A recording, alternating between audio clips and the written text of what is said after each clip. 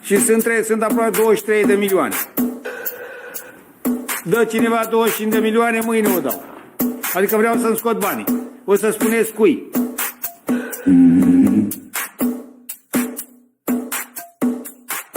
Trebuie riscat. Câteva 2-3 milioane, nu știu. Că riști 2-3 să iei 50. You know what?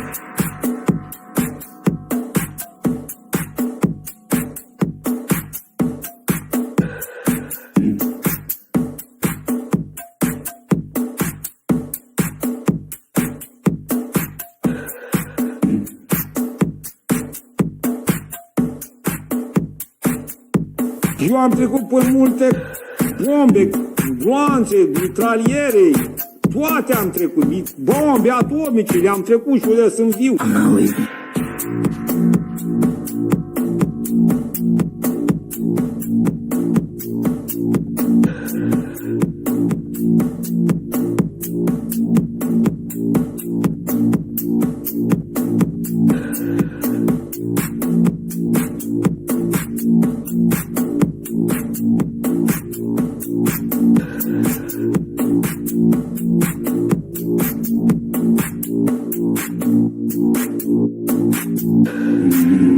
My colleagues and I remain squarely focused on our dual mandate to promote maximum employment and stable prices for the American people.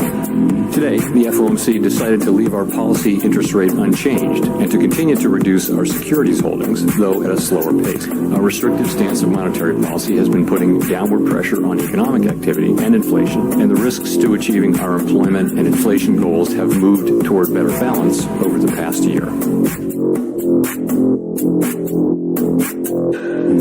Again, I implore you to remember, fuck your puts, fuck your calls. Jay Powell has you by the balls. God bless my money printer.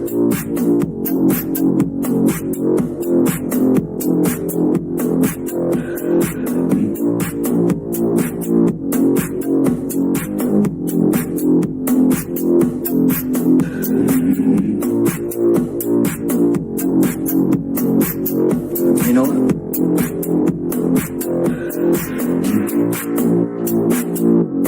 I'm not leaving. I'm not leaving. I'm not fucking leaving.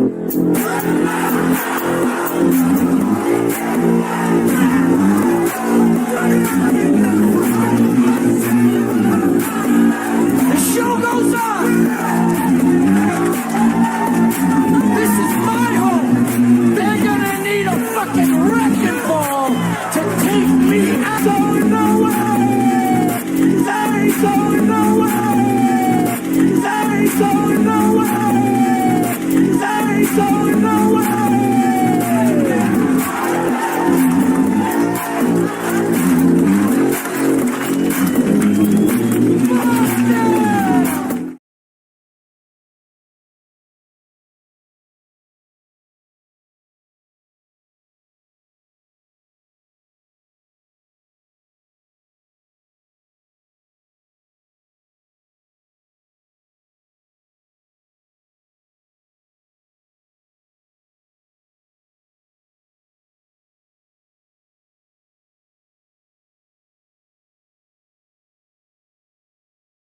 Boom, baby! Suntem live, Seara de Cripto, episodul 35 din sezonul 7. Magie, vrăjitorie, plan, acțiune, criptomonede, ce facem cu ele, ce se întâmplă cu Bitcoin, cu Ethereum și cu celelalte altcoinuri. Unde suntem în momentul de față în ciclu? A fost bull market, s-a terminat bull market sau nici măcar nu am văzut bull marketul pentru acest ciclu. Vom discuta imediat și desigur pas cu pas planul meu pentru următoarele 6 luni, deoarece îți dai seama că nu plec nicăieri. Chiar dacă în momentul de față portofoliul meu încă este pe plus, deoarece i-am făcut făcut update ieri pentru cei de pe Patreon, asta nu înseamnă că el o să rămână neapărat așa sau, cine știe, poate o să treacă și mai mult pe plus, dar desigur trebuie să ne raportăm la preț, să vedem ce poate să facă de aici și care sunt, să zicem așa, lucrurile pe care am putea să le facem pentru, să zicem, a ne poziționa bine pentru următoarele 6 luni de zile, la ce face prețul, că la asta vom vorbi și unde am putea fi în acest moment în ciclu. Mulți am văzut că nu mai aveți lichiditate. Am tot vorbit aici, cred că am tot vorbit și am tot vorbit care trebuia să fie procentele de lichiditate per risc și vă ziceam că chiar dacă aveți riscul ridicat, tot ar trebui să aveți lichiditate măcar un 10-15% acolo. Asta era cu vreo 2 luni și ceva de zile, ok?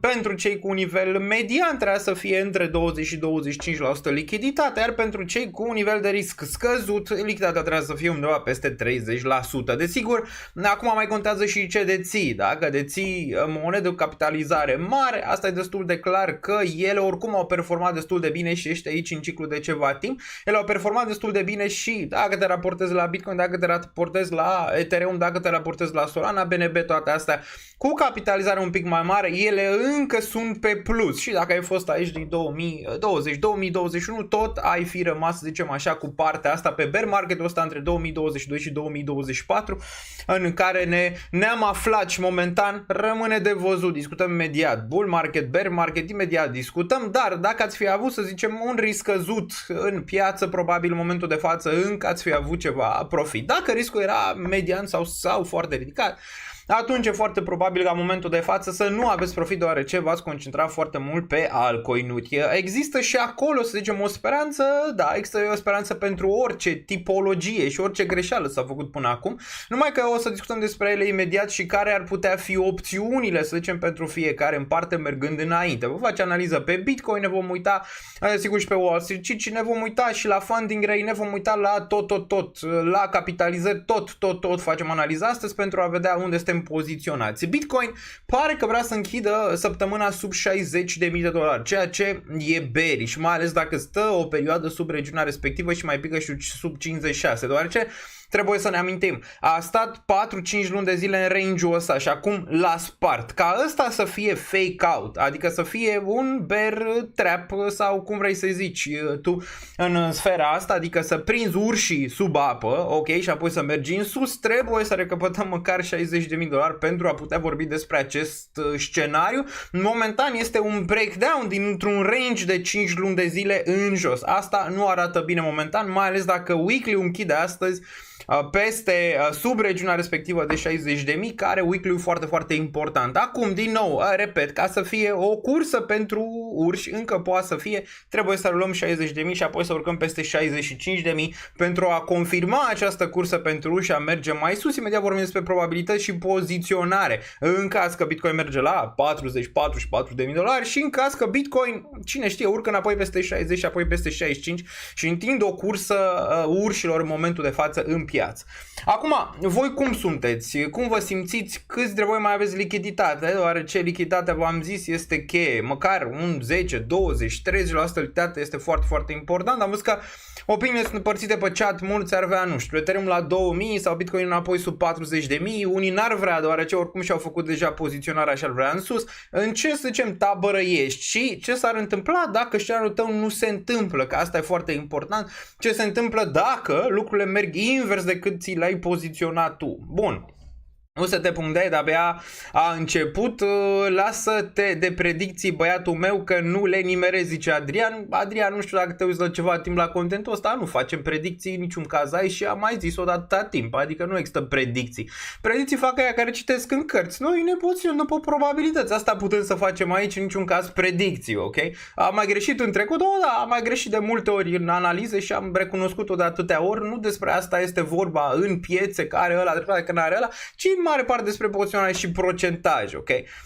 Bun, cu alte cuvinte, ai greșit live-ul, băiatul meu. Exact, corect, probabil a greșit live-ul, nu, aici nu dăm predicții de genul ăsta, ce se întâmplă, unde merge, sigur, siguranță, aici să ne poziționăm ca orice face piața, noi să fim bine, asta este relevant, să ne poziționăm bine pe termen lung, asta e poziționarea și asta a fost oricum mutarea acestui canal de atâta timp. Bun, facem doar tarot, ai zice Mihai M. Bun, hai cum tate cu tap, like-uri, că e slabă dominanța. Da, păi lumea pleacă de cele mai multe ori când piața pică, nu că te părăsește doar iubita, ai văzut și Gigel aici că și el vrea să se mute, deci până și maimuța pe care ai avut asta virtuală, că ai avut grija de timp, până și ea te părăsește când piața pică. Bun, dacă ar mai rămâne prețurile astea și mai acumula la următoarele salarii, momentan nu mai am nimic, zice Raid. Cum stau pe lichiditate? Că asta e important de văzut aici. Ceva pentru ETC, Ethereum Classic, ne uităm, Ethereum Classic este în zona de jos a graficului de foarte multă vreme, UNRC că este reacumulare în zona aia, dar vorbim imediat despre Ethereum Classic, deoarece Ethereum Classic de cele mai multe ori performează de-abia spre finalul unui ciclu, în niciun caz în mijloc sau la începutul lui. Bun, în sfârșit ai aprins semnul din spate, da, s-a aprins aici lumina, am zis că în următoarele 6 luni vom fi aici constant, poate de mai mult de 2 ori pe săptămână, depinde de ce se întâmplă în piață, doar ce cred că acum aveți cea mai mare nevoie de mine, în momentul când piața scade, în momentul când piața urcă, nu aveți atât de multe nevoie de mine decât să vă spun, mai luați ceva profit, că e normal, ați văzut cum am luat și eu ceva profit pe ultima perioadă, poate nu atât de mult cât aș fi vrut să marchez profit, deoarece opinia mea era că puteam merge un pic mai sus în acest mini-ciclu, să zicem așa, de urcare pe prima fază și aș fi vrut să încasez un pic mai sus, ceea ce nu s-a întâmplat, nu e niciun fel de problemă, revenim la plan și la răbdare pentru următoarea perioadă, doar ce cred că lucrurile la un moment dat își vor reveni, dar nu e chiar așa ușor și ați văzut că în investiții în niciun caz nu este așa ușor și nu este o linie doar dreaptă, adică să ai timing-ul perfect, că ăla nu există mai niciodată, de asta eu niciodată nu fac exit total sau exit, să zicem așa, sau entry total în piață, deoarece nu poți să știi exact dacă piața mai urcă de acolo sau nu, poți să ai anumite probabilități, să te bazezi pe ele și să ai anumite decizii pe probabilitățile alea.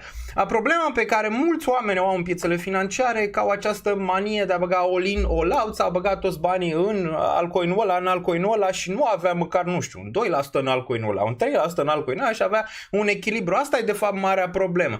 Și apoi când dau all-in pe ceva, că au auzit ei de unde, zic, mamă, ce-am făcut, cine mi-a făcut mie să bag toți banii? Păi tu i-ai făcut, tu i-ai băgat în altcoin, în loc să ai un echilibru în portofoliu, n-ai vrut să ai echilibru, ai vrut să fii maniac și să bagi toți banii. Atunci îți dai seama că câteodată ai noroc, lucrurile merg în favoarea ta, faci foarte mulți bani și câteodată n-ai noroc și atunci când n-ai noroc pierzi toți banii. Deci așa se întâmplă și pe acest canal niciodată n-am marșat pe această teorie că da, să băgăm tot în aia, să faci. Nu, am marșat mereu pe echilibru și cred eu că majoritatea care sunt echilibrați or să reușească pe termen lung, cei care, să zicem așa, au riscuri ridicat și de fapt nu l-au, acolo este problema. Mulți zic, mamă, eu bag 1000 toți banii ăștia, las că-l bag în altcoin ăla, dacă el face 100x face, dacă nu face asta e pierd, dacă îmi pierde, pe urmă lucrurile se schimbă. Zic, mamă, păi am pierdut $1000, ce mai fac? Criptomonedele astea, niște schemuri toate, am pierdut toți banii, am pierdut casa, am pierdut și apoi să propagă ideea.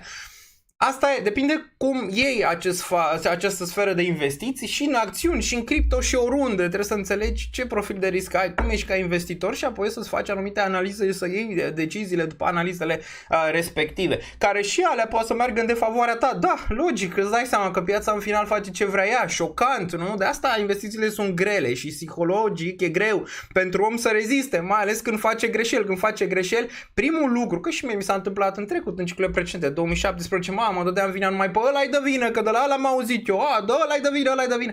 Bă, niciun caz nu așa. Astea sunt chestii care începătorii, să zicem, le experimentează, dar majoritatea nu trec peste etapa 1, adică nu trec peste prima etapă, pierd o sumă de bani și au plecat. Sau dacă se mai întorc, se întorc din nou într-un ciclu de hype în piață și atunci cumpără din nou lucrurile care li se par lui shiny, așa, care sunt la modă în zona respectivă. Bun, bună seara tuturor, Adrian Rețegan, așa am investit în 2021. Da, dacă investești fără un plan, fără cap, fără ceva, poți să ai noroc, adică poate să fie norocul de partea ta, poți să bagi și prețurile să urce la un moment dat, apoi te înveți așa, știi, adică e ca la păcănele, te înveți ca la păcănele, mamă ce bine mi-a ieșit, las că mai bag toți banii după și apoi vezi ce se întâmplă. Dacă iei investițiile ca o păcănea, pentru tine o să ajungă o păcănea și o să-ți dea acel hype de fiecare dată, când piața urcă o să-ți dea hype, când piața scade o să-ți dea down, nu? O să fie ca un drog, adică nu lăsa să fie ca un drog pentru tine, trebuie să fie boring, adică boring. M-ați văzut pe mine să țip, să urlu, să am pierdut, să vomit pe tastatură? Nu, fac investiții pe care mi le permit, investiții cu cap, am răbdare pe ele, îmi știu nivelul de risc și nu mai există, adică nu mai există să mă surprindă atât de mult ceva, în niciun caz. Bun. Este bine să le experimentezi, dar să-ți asumi și să treci, că asta e important, să treci, adică să vezi ce ai greșit, să notezi ce ai greșit. Bă, de ce sunt eu atât de mult pe minus sau de ce sunt pe minus în momentul de față când poate alte persoane sunt pe plus? Păi, mi-am asumat un risc mai mare. Dacă piața mergea în favoarea mea, eu făceam mai mulți bani. Ok, foarte bine, decât, de exemplu, Daniel Niță, care și-a asumat un risc median spre scăzut și poate când piața urca nu făcea atât de mulți bani pe cât ai făcut tu. Sau procentaje, că aici depinde și cât investești și cât ai portofoliu, ok?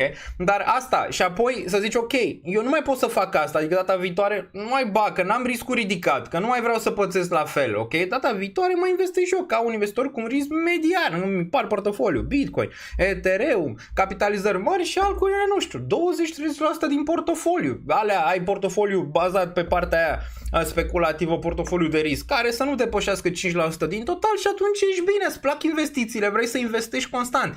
Când nu și vezi chestii de genul ăsta, când pică piața 50-60%, că sunt criptomonede, adică îți dai seama, te bagi în asset-uri care sunt, zicem așa, foarte speculative, mai ales altcoin-urile. Ce te aștepți de la ele? Te aștepți să-ți facă 20x, 30x, 50x, nu? Dar poți să te aștepți să pice și 80%. Asta e frumusețea de fapt. De asta și ai putea să miști ceva, deoarece există volatilitate, dar trebuie să ai stomac pentru ea. Dacă n-ai stomac pentru ea, nu e pentru tine piața sau nu e pentru tine riscul ăla. Ține-te Bitcoin, ține-te Ethereum, mare parte din portofoliu sau doar Bitcoin și Ethereum și restul mai experimentezi tu cu ele, vezi cum și ce.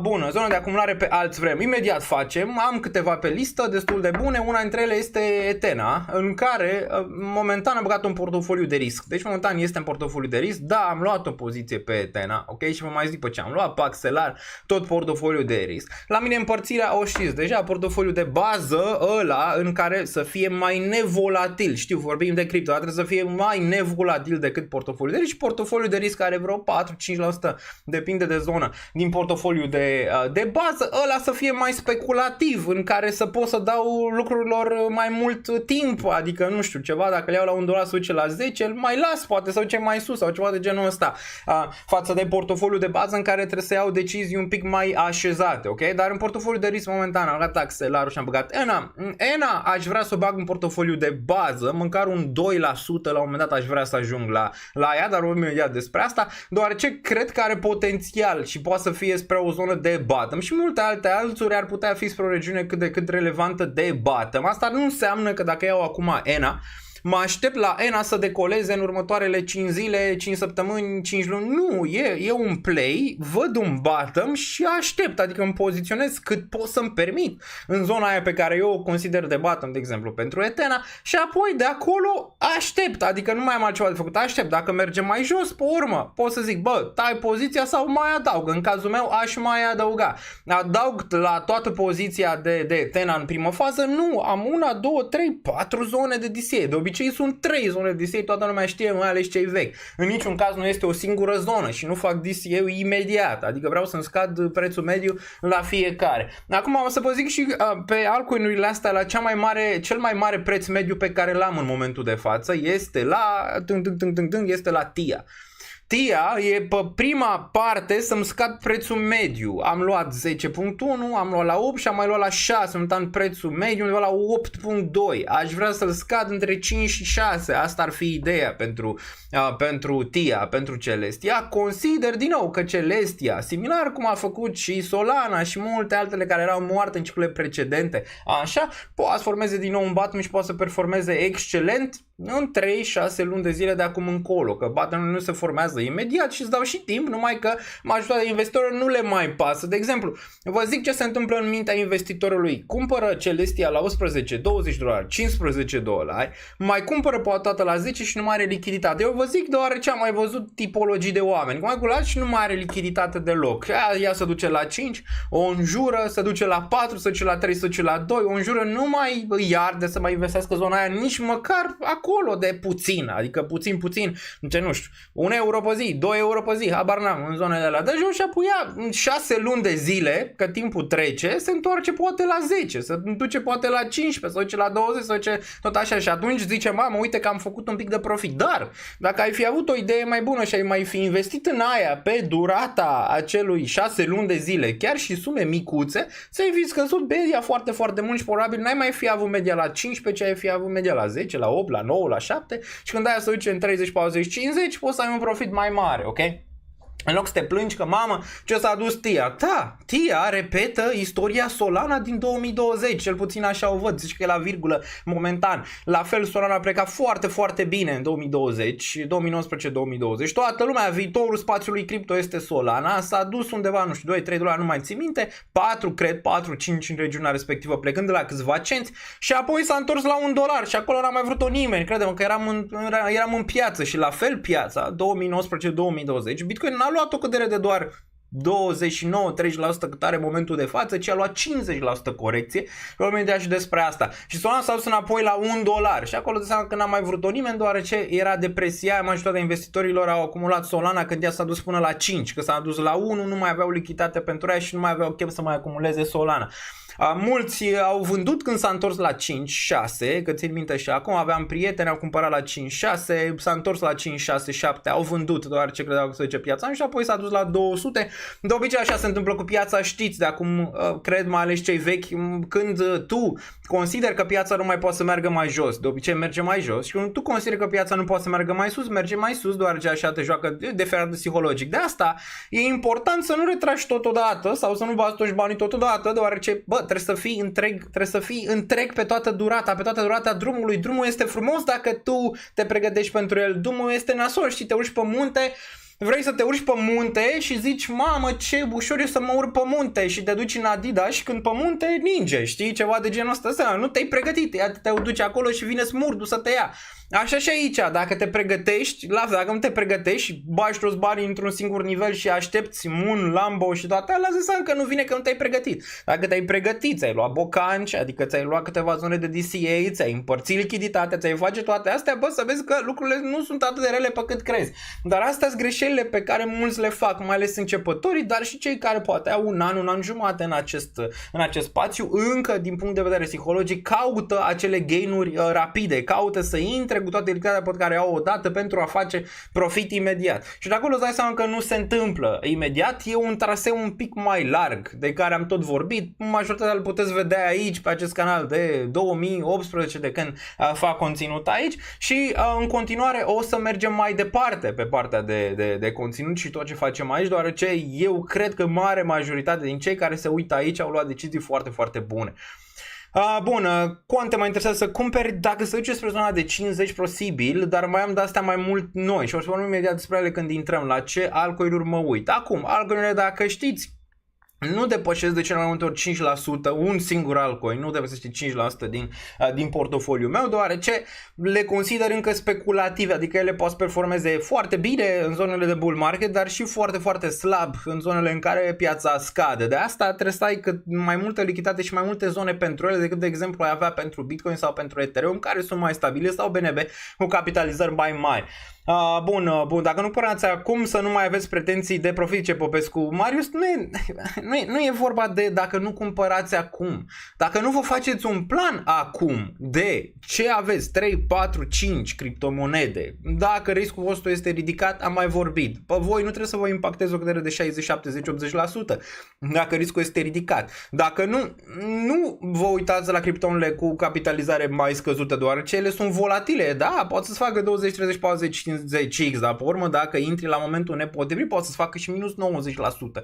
Înțelegi? Dar dacă vrei să te poziționezi în ele, de acum trebuie să înceapă planul. Care sunt? Acum trebuie să înceapă analiza care sunt și imediat ne uităm la unele dintre ele. De exemplu, Ethena, care are prima deblocare din ce am văzut eu, poate să schimbe lucrurile, dar în cripto se pot schimba destul de rapid, cu toate că totuși e blockchain și n-ar trebui. Prima deblocare vine undeva de-abia în 2025 pentru Ethena, care ar putea performa destul de bine. Acum multă lume zice că TIA n-ar mai performa, doar ce vine inflația undeva în octombrie. Nu neapărat, s-a mai întâmplat și în cazul Solana, similar, și Solana a performat mai departe, depinde foarte mult dacă piața se va întoarce într-o poziție cât de cât bullish. Asta acum Germania a vândut Bitcoin și că s-a oprit. A fost un fake news pe care mulți le-au preluat astăzi pe Twitter că domnule a recumpărat Germania Bitcoin. Nu, n-au recumpărat Bitcoin și nu or să o facă.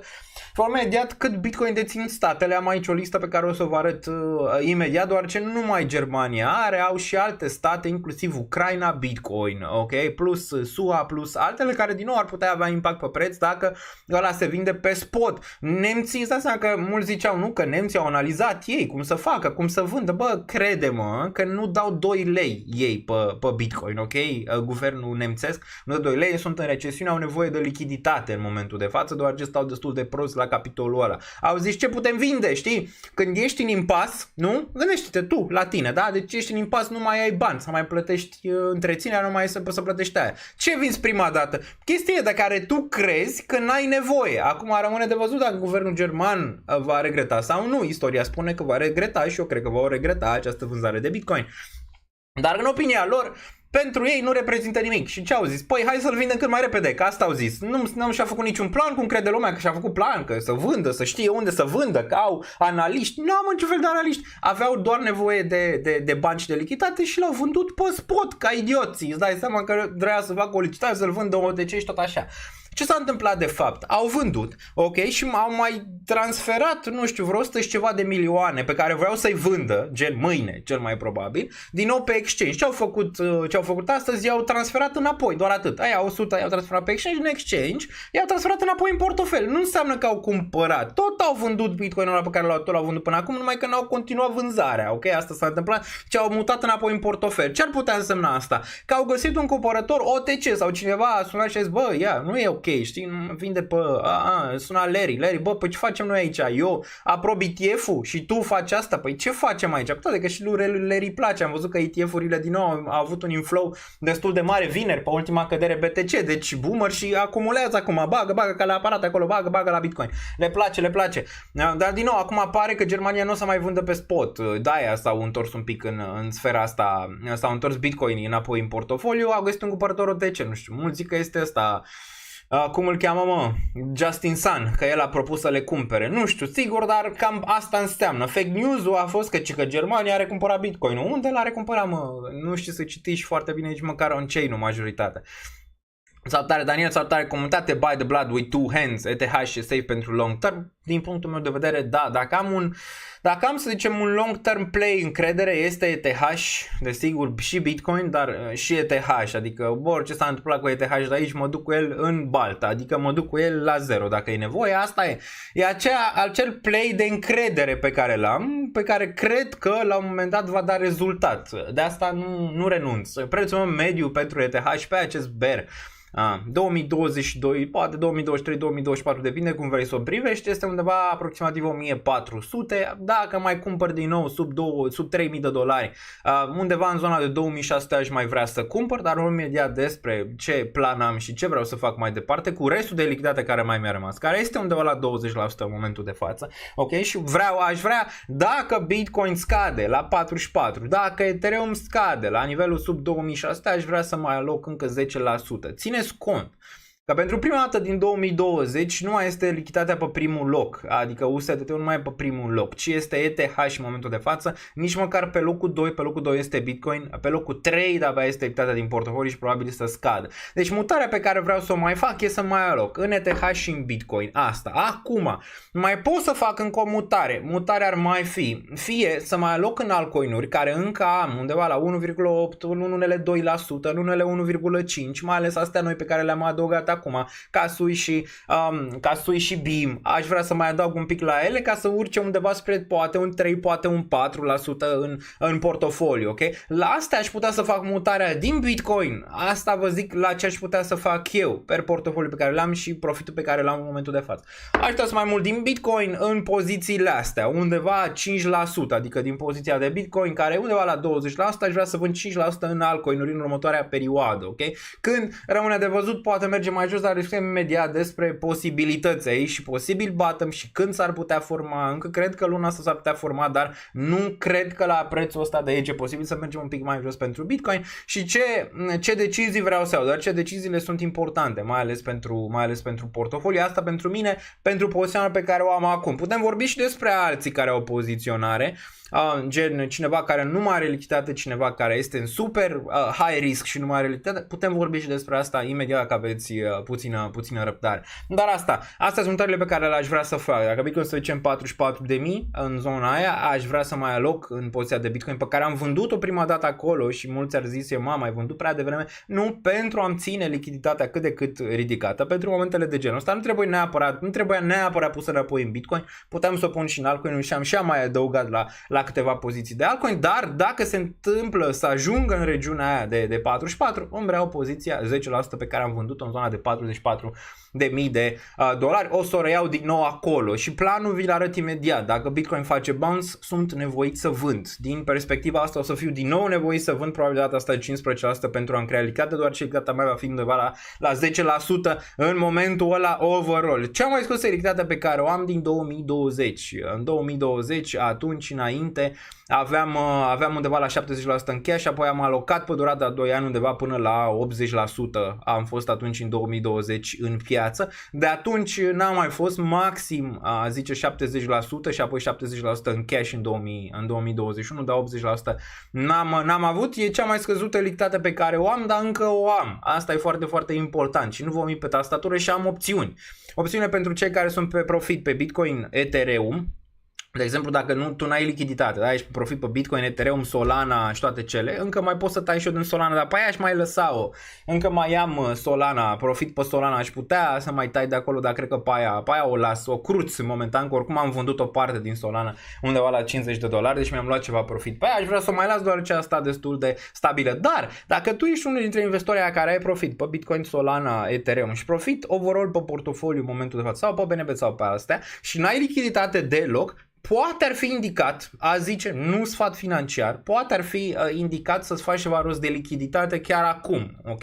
Dacă n-ai deloc. Acum, dacă tu te gândești, ok, și ceva n-am lichiditate, sunt ok, când Bitcoin se duce la 44.000, chiar dacă eu nu iau niciun fel de profit aici și nu mai am niciun fel de lichiditate, e ok.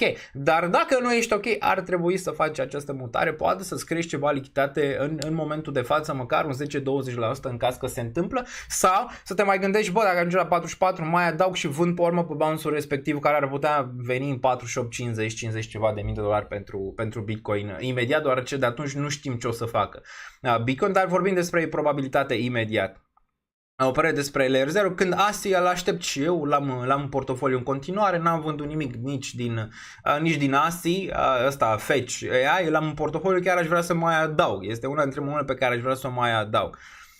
Sau Daniel, am 35% ETH și consider o idee bună să cumpăr alți acum pentru risc median sau crezi că va performa mai bine ETH pe termen scurt cu ETF inflows? Dacă ai 35% ETH și restul?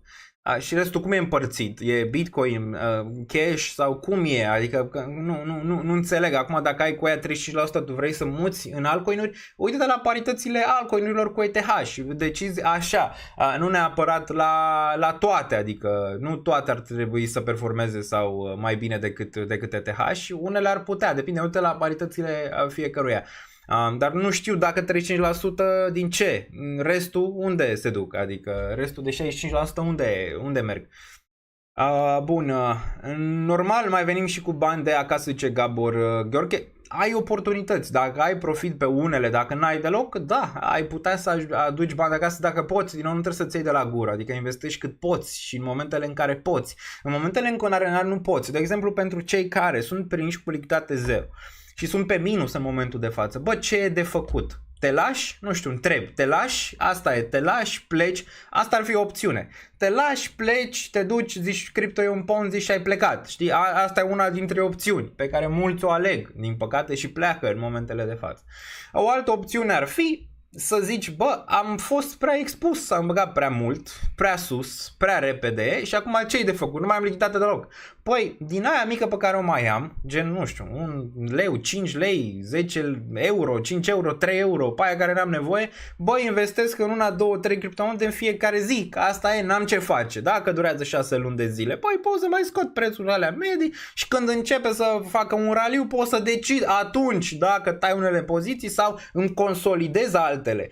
Ca și asta e important. Când piața o să facă bounce și o să facă în următoarele 3 luni de zile o să aibă un bounce, când după ce își va găsi un bottom local va face un bounce, poate atunci te gândești, bă, vreau să le țin pe astea sau nu. Dacă nu, poți să zici, ok, pe astea sunt minus 20%, 10%, pe astea sunt minus 30%, 50%, abar n-am. Ok, știi ceva, rebalansez portofoliul și mut tot 1, 2, 3 pe care le consider eu importante. Dar pe alea trebuie să fie stâncă în ce muți. Deci dacă le muți din zona asta în care ești pe minus, cu lichiditate zero, cu toate astea și acumulezi 3-6 luni de zile și apoi îți faci cât de cât face un bounce piața și vrei să-ți rebalansezi și îți reglezi portofoliul, bă, în alea care muți, chiar dacă vinzi în pierdere, în alea care muți după, trebuie să fie niște play-uri de care nu te atingi și adaugi constant, ok? Asta e o chestie pe care să zicem mai putea să o faci în momentul când piața o să-ți dea oportunitatea și o să-ți dea. Numai că când piața o să-ți dea oportunitatea, o să te, din nou, o să zici, mamă, stai că poate își revine, stai că poate face, stai că poate drege și na. Scrie pe foaie de acum, bă, dacă piața face bounce, ce aș tăia, în ce aș muta, care play-urile de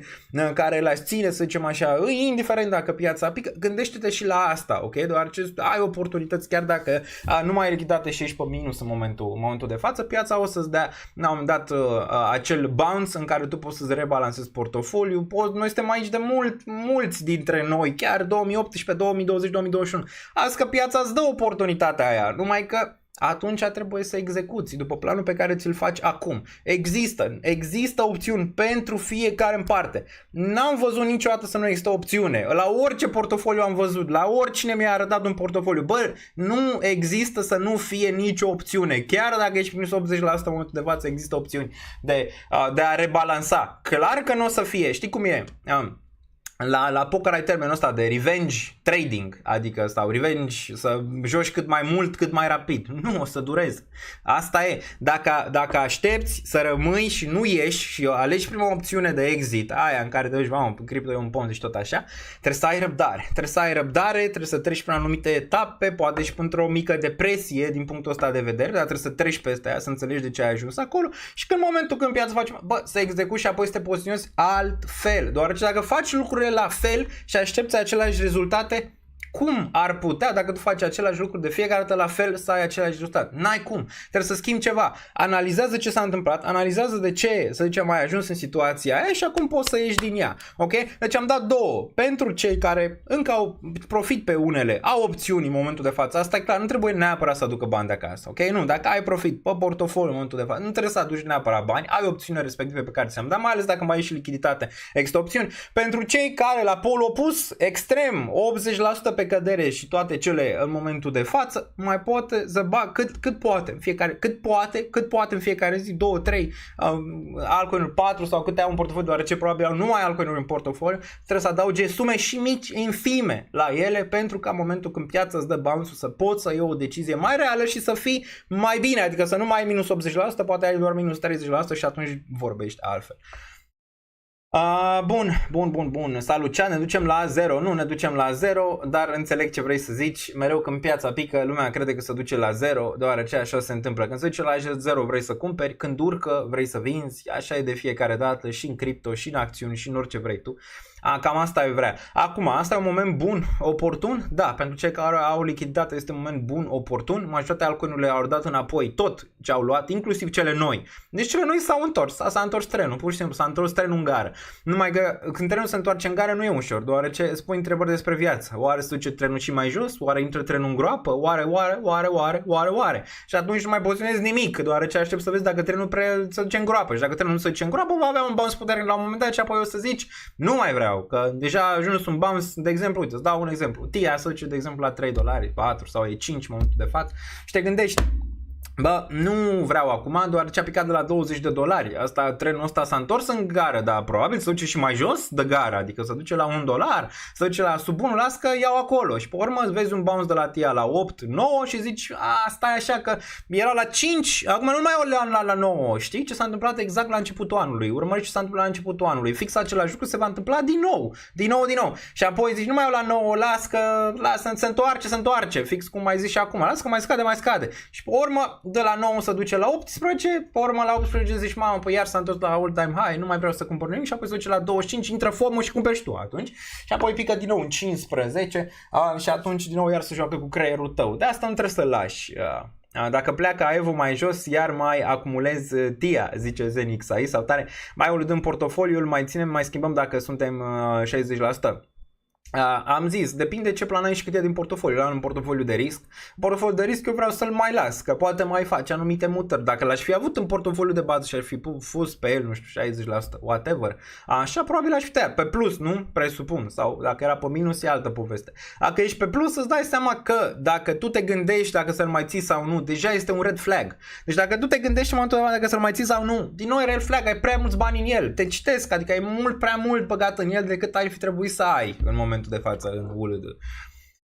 Aici până la final cu Danieliță zice Smoke Black. Acum se văd caracterele. Caracterele întotdeauna se văd în zonele dificile. Toată lumea este un trader excelent în zonele de bull market, în care orice crește, în orice cumperi crește. În zonele de bear market nu mai e la fel, doar ce trebuie să-ți controlezi emoțiile, trebuie să ai experiență, trebuie să ai probabilitățile sub control, trebuie să ai procentajele din portofoliu sub control ca să fii ok. Atunci se vede. În bull market e ca echipa națională, știi? În bull market toată lumea te iubește. Niță, în bear market, nu mai e, echipa națională e de nasoală, e de căcat, e de nu știu ce, vezi, asta e. Așa e și aici, adică așa e același lucru, toată lumea este un geniu în bull market, toată lumea zice că merge mai sus, face drege, în bear market nu mai e nimeni un geniu, deoarece îți dai seama că nu mai rămâne nimeni, atunci deoarece să strică atmosfera, știi cum e, să strică atmosfera, unii stau numai când e atmosfera plăcută, când e atmosfera neplăcută, nu mai e treaba. De asta zic, vă apreciez pe cei care rămâneți, indiferent de situație și vă respect foarte mult că ați înțeles cum merge dinamica din piața de cripto mai ales, adică dinamica care nu e ușoară deloc, dar nici în investiții în general nu e ușor, chiar dacă ai exclus criptomonedele, nu e ușor, de asta majoritatea nu rezistă pe termen lung, doar ce au roller coaster emoțional din creier de fiecare dată, se întâmplă ceva, ei, nu știu, fie nu le convine ceva, fie nu s-au poziționat bine, fie nu mai au lichiditate, fie cred că nu mai au nicio opțiune în viață, fie că nimic, există opțiuni în orice situație, nu există o situație în care zic, mamă, n-am niciun fel de opțiune. Chiar și în momentul când ai pierdut tot pe futures există opțiuni, ok? Chiar și în momentul ăla. Welcome to me, baby, Ionuț Ghihanis aici. Am văzut că AEVO seamănă foarte mult cu Uniswap din analizele mele. Ne uităm și pe AEVO imediat. Niță, exact. Azi am văzut TIA la $5, TIA când era la 17. Da, nu e relevant că am zis ce n-am zis, am zis unele lucruri bune și unele lucruri mai puțin bune. Important e ce am făcut de atunci, ok? Deci era la 17, asta e important. Cum am acționat? Eu am zis că se duce la 5, corect? TIA, de exemplu. Cum am acționat? Am așteptat să se ducă la 5? Nu, știam eu că se duce exact la 5 sau pică sub 5 sau se duce la 2 după sau se duce la 5, la 50. Nu știam exact. Vedeam probabilitățile cu istoria, uitându-te și la SEI și la astea care au urcat similar cu ce s-a întâmplat cu Solana. Era o probabilitate bună ca ele să aibă o corecție, o reacumulare înainte de raliul adevărat, ok? Care posibil să urmeze, cum a urmat și la Solana după ce a picat aproape la 0 în momentul ăla, ok? Ce am făcut? Am luat la $10, o mică parte l-am băgat în portofoliu de bază, undeva luasem 1% din portofoliu de bază. Deci așa am început. Deci 1% la $10. Deci știam eu că de la $10 să duce la 100, nu știam, să duce la 5, nu știam. Știam că posibil mai jos, am avut 3 zone, ok? Zona de 8, zona de 5 și mai am una acum la 2. Sunt 4 la TIA, la 8 n-am luat atât de mult, am luat mai mult în zona aia de 6, 6,1. Știam că se duce exact la 5? Nu, îți dai seama. Am zis, Daniel, se duce la 17, la 5. Da, a cumpărat exact la $5, nu n-a cumpărat exact la $5. Vrea să-și facă un preț mediu, dacă se pupă, măcar în 6-7. Asta ar fi ideea de bază pentru Celestia după ce s-a dus la 20. 6-7 preț mediu ar fi cât de cât bine, ok? Ar fi cât de cât bine. Bun, SEI s-a dus din nou, vreau să intru la 20 de cenți, n-am făcut-o, vezi, din nou aici, puteam să iau o mică poziție, s-a dus, racheta s-a dus undeva peste $1, am zis că nu mă ating de el, acum s-a dus la 30, poate ceva relevant, dar am luat mai repede SUI, ok? Ce mai era? Etena s-a dus la 1, am zis că nu mă ating de ea, vreau să o văd în picaj, adică nu intru într-un potențial top neapărat, mai ales în portofoliu de bază. Ce mai era? Axelarul la fel, l-am urmărit, s-a dus, racheta a picat, unii dintre voi ați luat Axelar, a și vândut Axelar, unii l-ați ținut până s-a întors înapoi, nu știu ce ați făcut exact, dar din nou am intrat acum în Axelar după ce a picat 80-90% și acum nu mai vrea nici naiba după ce a picat atât de mult, îți dai seama, din zona aia de $2 s-a dus înapoi în zona de 40 ceva de cenți, da? Dar acum am răbdare, adică multe poziții astea noi pe care le-am luat, SEI, TIA, nu, Axelar e pe plus, dar ăla e în portofoliu de risc, asta ca să înțeleagă. ENA, bă, am răbdare cu ele acum, am câteva zone, vreau 3 luni să-mi stea într-un range, adică nu vreau să plece rachetă, vreau 3 luni să-mi stau într-un range, vreau poate să mai acumulez ceva, ca în momentul când pleacă din range-ul ăla la nivel pozitiv să pot să fac ceva, nu mă uit imediat după profit, imediat cum intri în poziții, ci am câteva zone, nu mă interesează, bă, pe mine dacă se duce mai jos e perfect, cumpăr, nu e niciun fel de problemă, deoarece am în cap planul, am în cap o idee, am în cap ceva ce s-a întâmplat, am ceva de care să mă leg pentru acel potențial bull market pentru monedele respective, că nu le iau degeaba. Acum, din nou, nu o să debucească 5% din portofoliu, dar aș vrea să le urc ușor spre zona aia, deoarece am stat bine în Bitcoin, am stat bine cât de cât în cash, am stat bine cât de cât în ETH, care au stat bine, dar acum cred că o să revină riscul în piață mai devreme sau mai târziu, ok? Și e bine, deoarece dacă intră retail-ul, căderea asta poți să o privești în doi ochi, ok? Cei din trecut, bă, să știi că nu suntem noi, mulți, noi persoane, noi aici nu suntem. Dacă vedem 1 la 2 live-uri ar fi excelent să intre așa, să zică, mamă, bă, eu sunt nou, am ajuns aici pe acest canal la Daniență, îmi place despre investiții. Bă, nu există persoane noi. Ok? Nu există. Acum poți să te gândești și în felul ăsta. Persoanele noi când vin, intră la aceste prețuri mai joase. Ați văzut că Binance a făcut bull market-ul din prima fază, imediat. Cum s-au listat monedele, le-a făcut. Acum pică înapoi spre zonele alea de entry. Poate îl mai fac o dată. Înțelegi, din bottom, și atunci îl fac mai așezat, adică mai așezat, în care se atragă și retail-ul în momentul ăla, pe anumite zone. Că dacă îl faci din prima dată, n-ai timp să se ducă vestea, că s-a întâmplat aia, s-a întâmplat direct din prima candle, înțelegi? Și ar fi bine că poate retail-ul intră, să zicem acum, poate mai de jos și atunci, nu tot retail-ul, prima fază a retail-ului, care acum preconizarea ar fi care intra undeva la început de 2025. Rămâne de văzut. Asta e o preconizare pentru retail un pic mai avansat. Am mai vorbit despre demografie, majoritatea tinerilor nu sunt interesați de investiții, interesați de petreceri și alte chestii, dar ușor vor veni. 2025-2026 va fi din nou un val, care va coincide cu...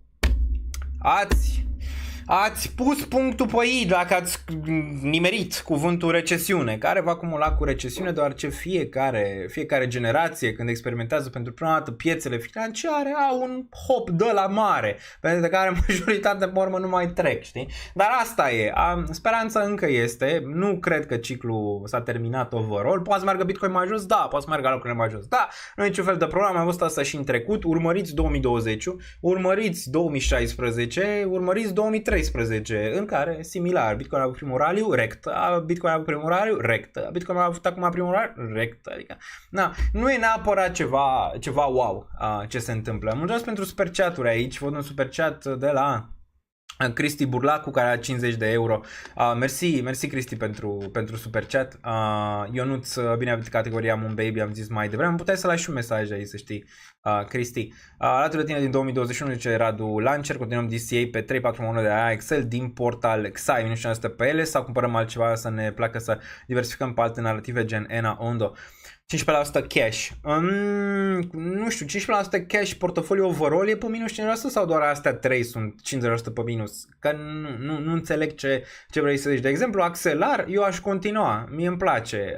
Dim, cred că și el va avea un bounce relevant la un moment dat, Portal un pic mai greu cu el.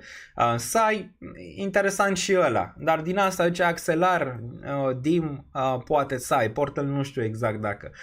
Ena aș vrea, da, Ena aș vrea deoarece Ena formează un pic mai bine un button, dar o să nu uităm media pe ele și Ondo l-aștept încă l-aștept ca și cum ar fi ieri, încă n-am intrat deloc în Ondo, am răbdare pe el. O să ne dea pachet piața, da, o să ne dea pachet, să zic eu, bun la un moment dat, numai că trebuie să avem răbdare pe momentele astea și să mai încercăm ceva acumulare și v-am zis chiar cei care sunt poziționați, să zicem așa, prost din punct de vedere al lichidității și al pieței și acolo sunt opțiuni, dacă treci peste momentul în care și nu sunt 80% și asta am discutat, țineți minte cu câți dintre voi în 2021-2022 și azi Daniel sunt minus 80%, există oportunități? Da, există oportunități, numai că trebuie să fie acolo ca să le iei, întotdeauna există oportunități și mulți dintre voi v-ați reabilitat extrem de bine din 2021 până în prezent pe investiții și aveți o cu totul altă idee despre investiții și asta contează. Nu tot ce vedeți pe internet că mamă cumpărăm, ajungem bogați. Nu! Drumul trebuie să fie plăcut pentru voi în investiții. Drumul trebuie să îl priviți un pic mai pe termen lung, să fiți un pic mai echilibrați decât să fiți mereu la extremele alea.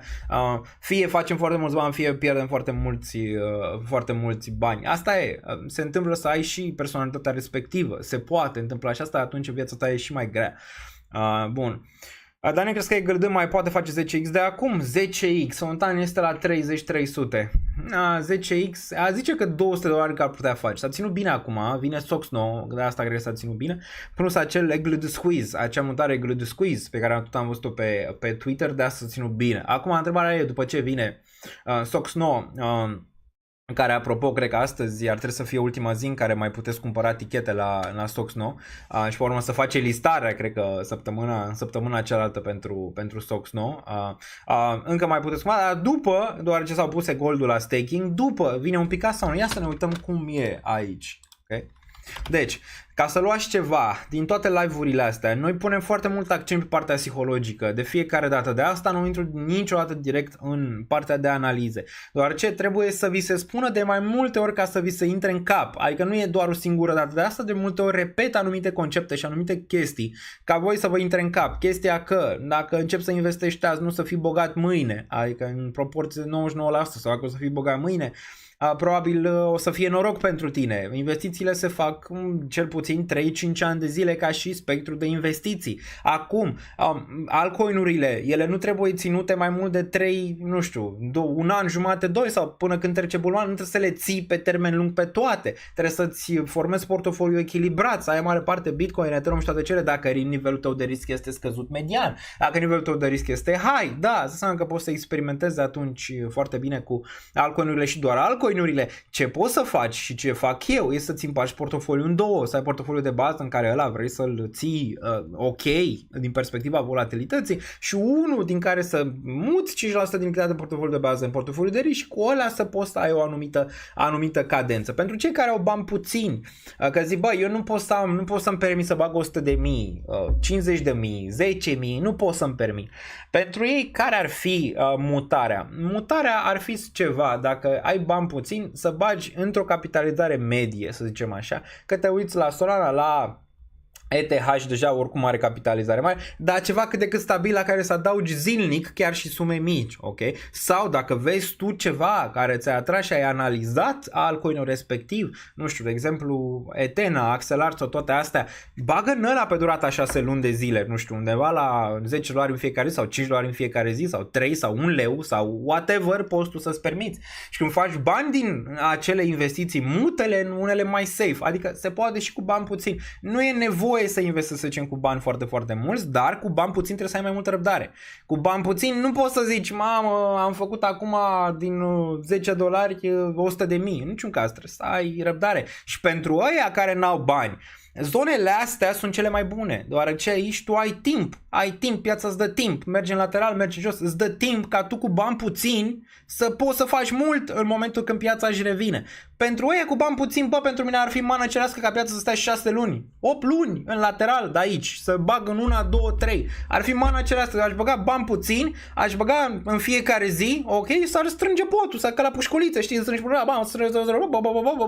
îți faci prețul mediu bun și apoi, buf, când explodează, poți să faci ceva, înțelege? Băi, mană cerească. Pentru cei care au bani puțini. Nu există că trebuie să ai bani extrem. Există opțiuni pentru fiecare nivel de investiție, pentru fiecare chestie care... Băi, există opțiuni. Există opțiuni, numai că unii nu le văd. Există, mereu. Bun, văd aici Atila a dat 10 donații member și mersi Atila. Băi, eu cred că o să ieșim din perioada asta, care pentru mulți e dificilă.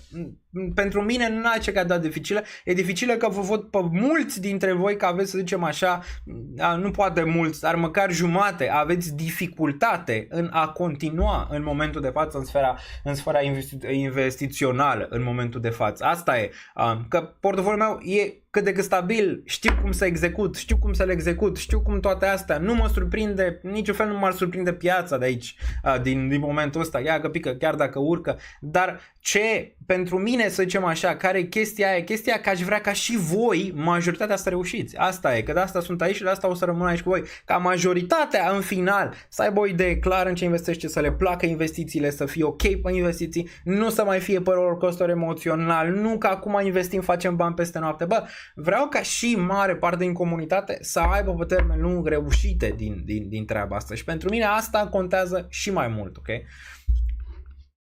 Și nu zic doar așa, doar să fie acolo.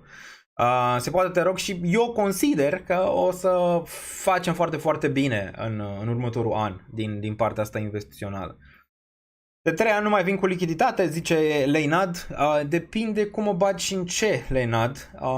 Ți-am zis, urmărește-ți profilul de risc, depinde în ce și cum o bagi. Dacă o bagi la fiecare dip, din nou, este o greșeală, nu trebuie să bagi la fiecare dip. Trebuie să aloci pe câteva chestii, play-uri pe care tu le consideri foarte, foarte importante pentru tine, să adaugi acolo. Asta se întâmplă în partea investițională. Ea trebuie gândită pe termen de 3 ani minim, zice, dacă te gândești la investiții. Asta în spectru investițional clasic. Acolo, cu oricine vorbești și să le zici că eu investesc pentru 6 luni, bă, nu există așa ceva. Okay? Asta nu e investiție, e mai mult speculă, ok? În niciun caz nu e investiție. Investiție o faci 3-5 ani de zile, ok? Și na, dacă tu mai ții și spectrul ăsta speculativ și faci bani din aia, tu trebuie să o aduci unde crezi tu că ar trebui să-ți performezi, să-ți ține portofoliul foarte, foarte bine. Bun, planul este sfânt, exact. Scrieți planul pe foaie, scrie planul pe perete. Dacă se întâmplă X, fac Y. Dacă se întâmplă Y, fac X. Și să știi dinainte, să le execuți dinainte. Ok? Că în momentul în care se întâmplă, poate ești emoțional. Nu trebuie să fie emoțional. În trading, în investiții, nu există să ai emoții.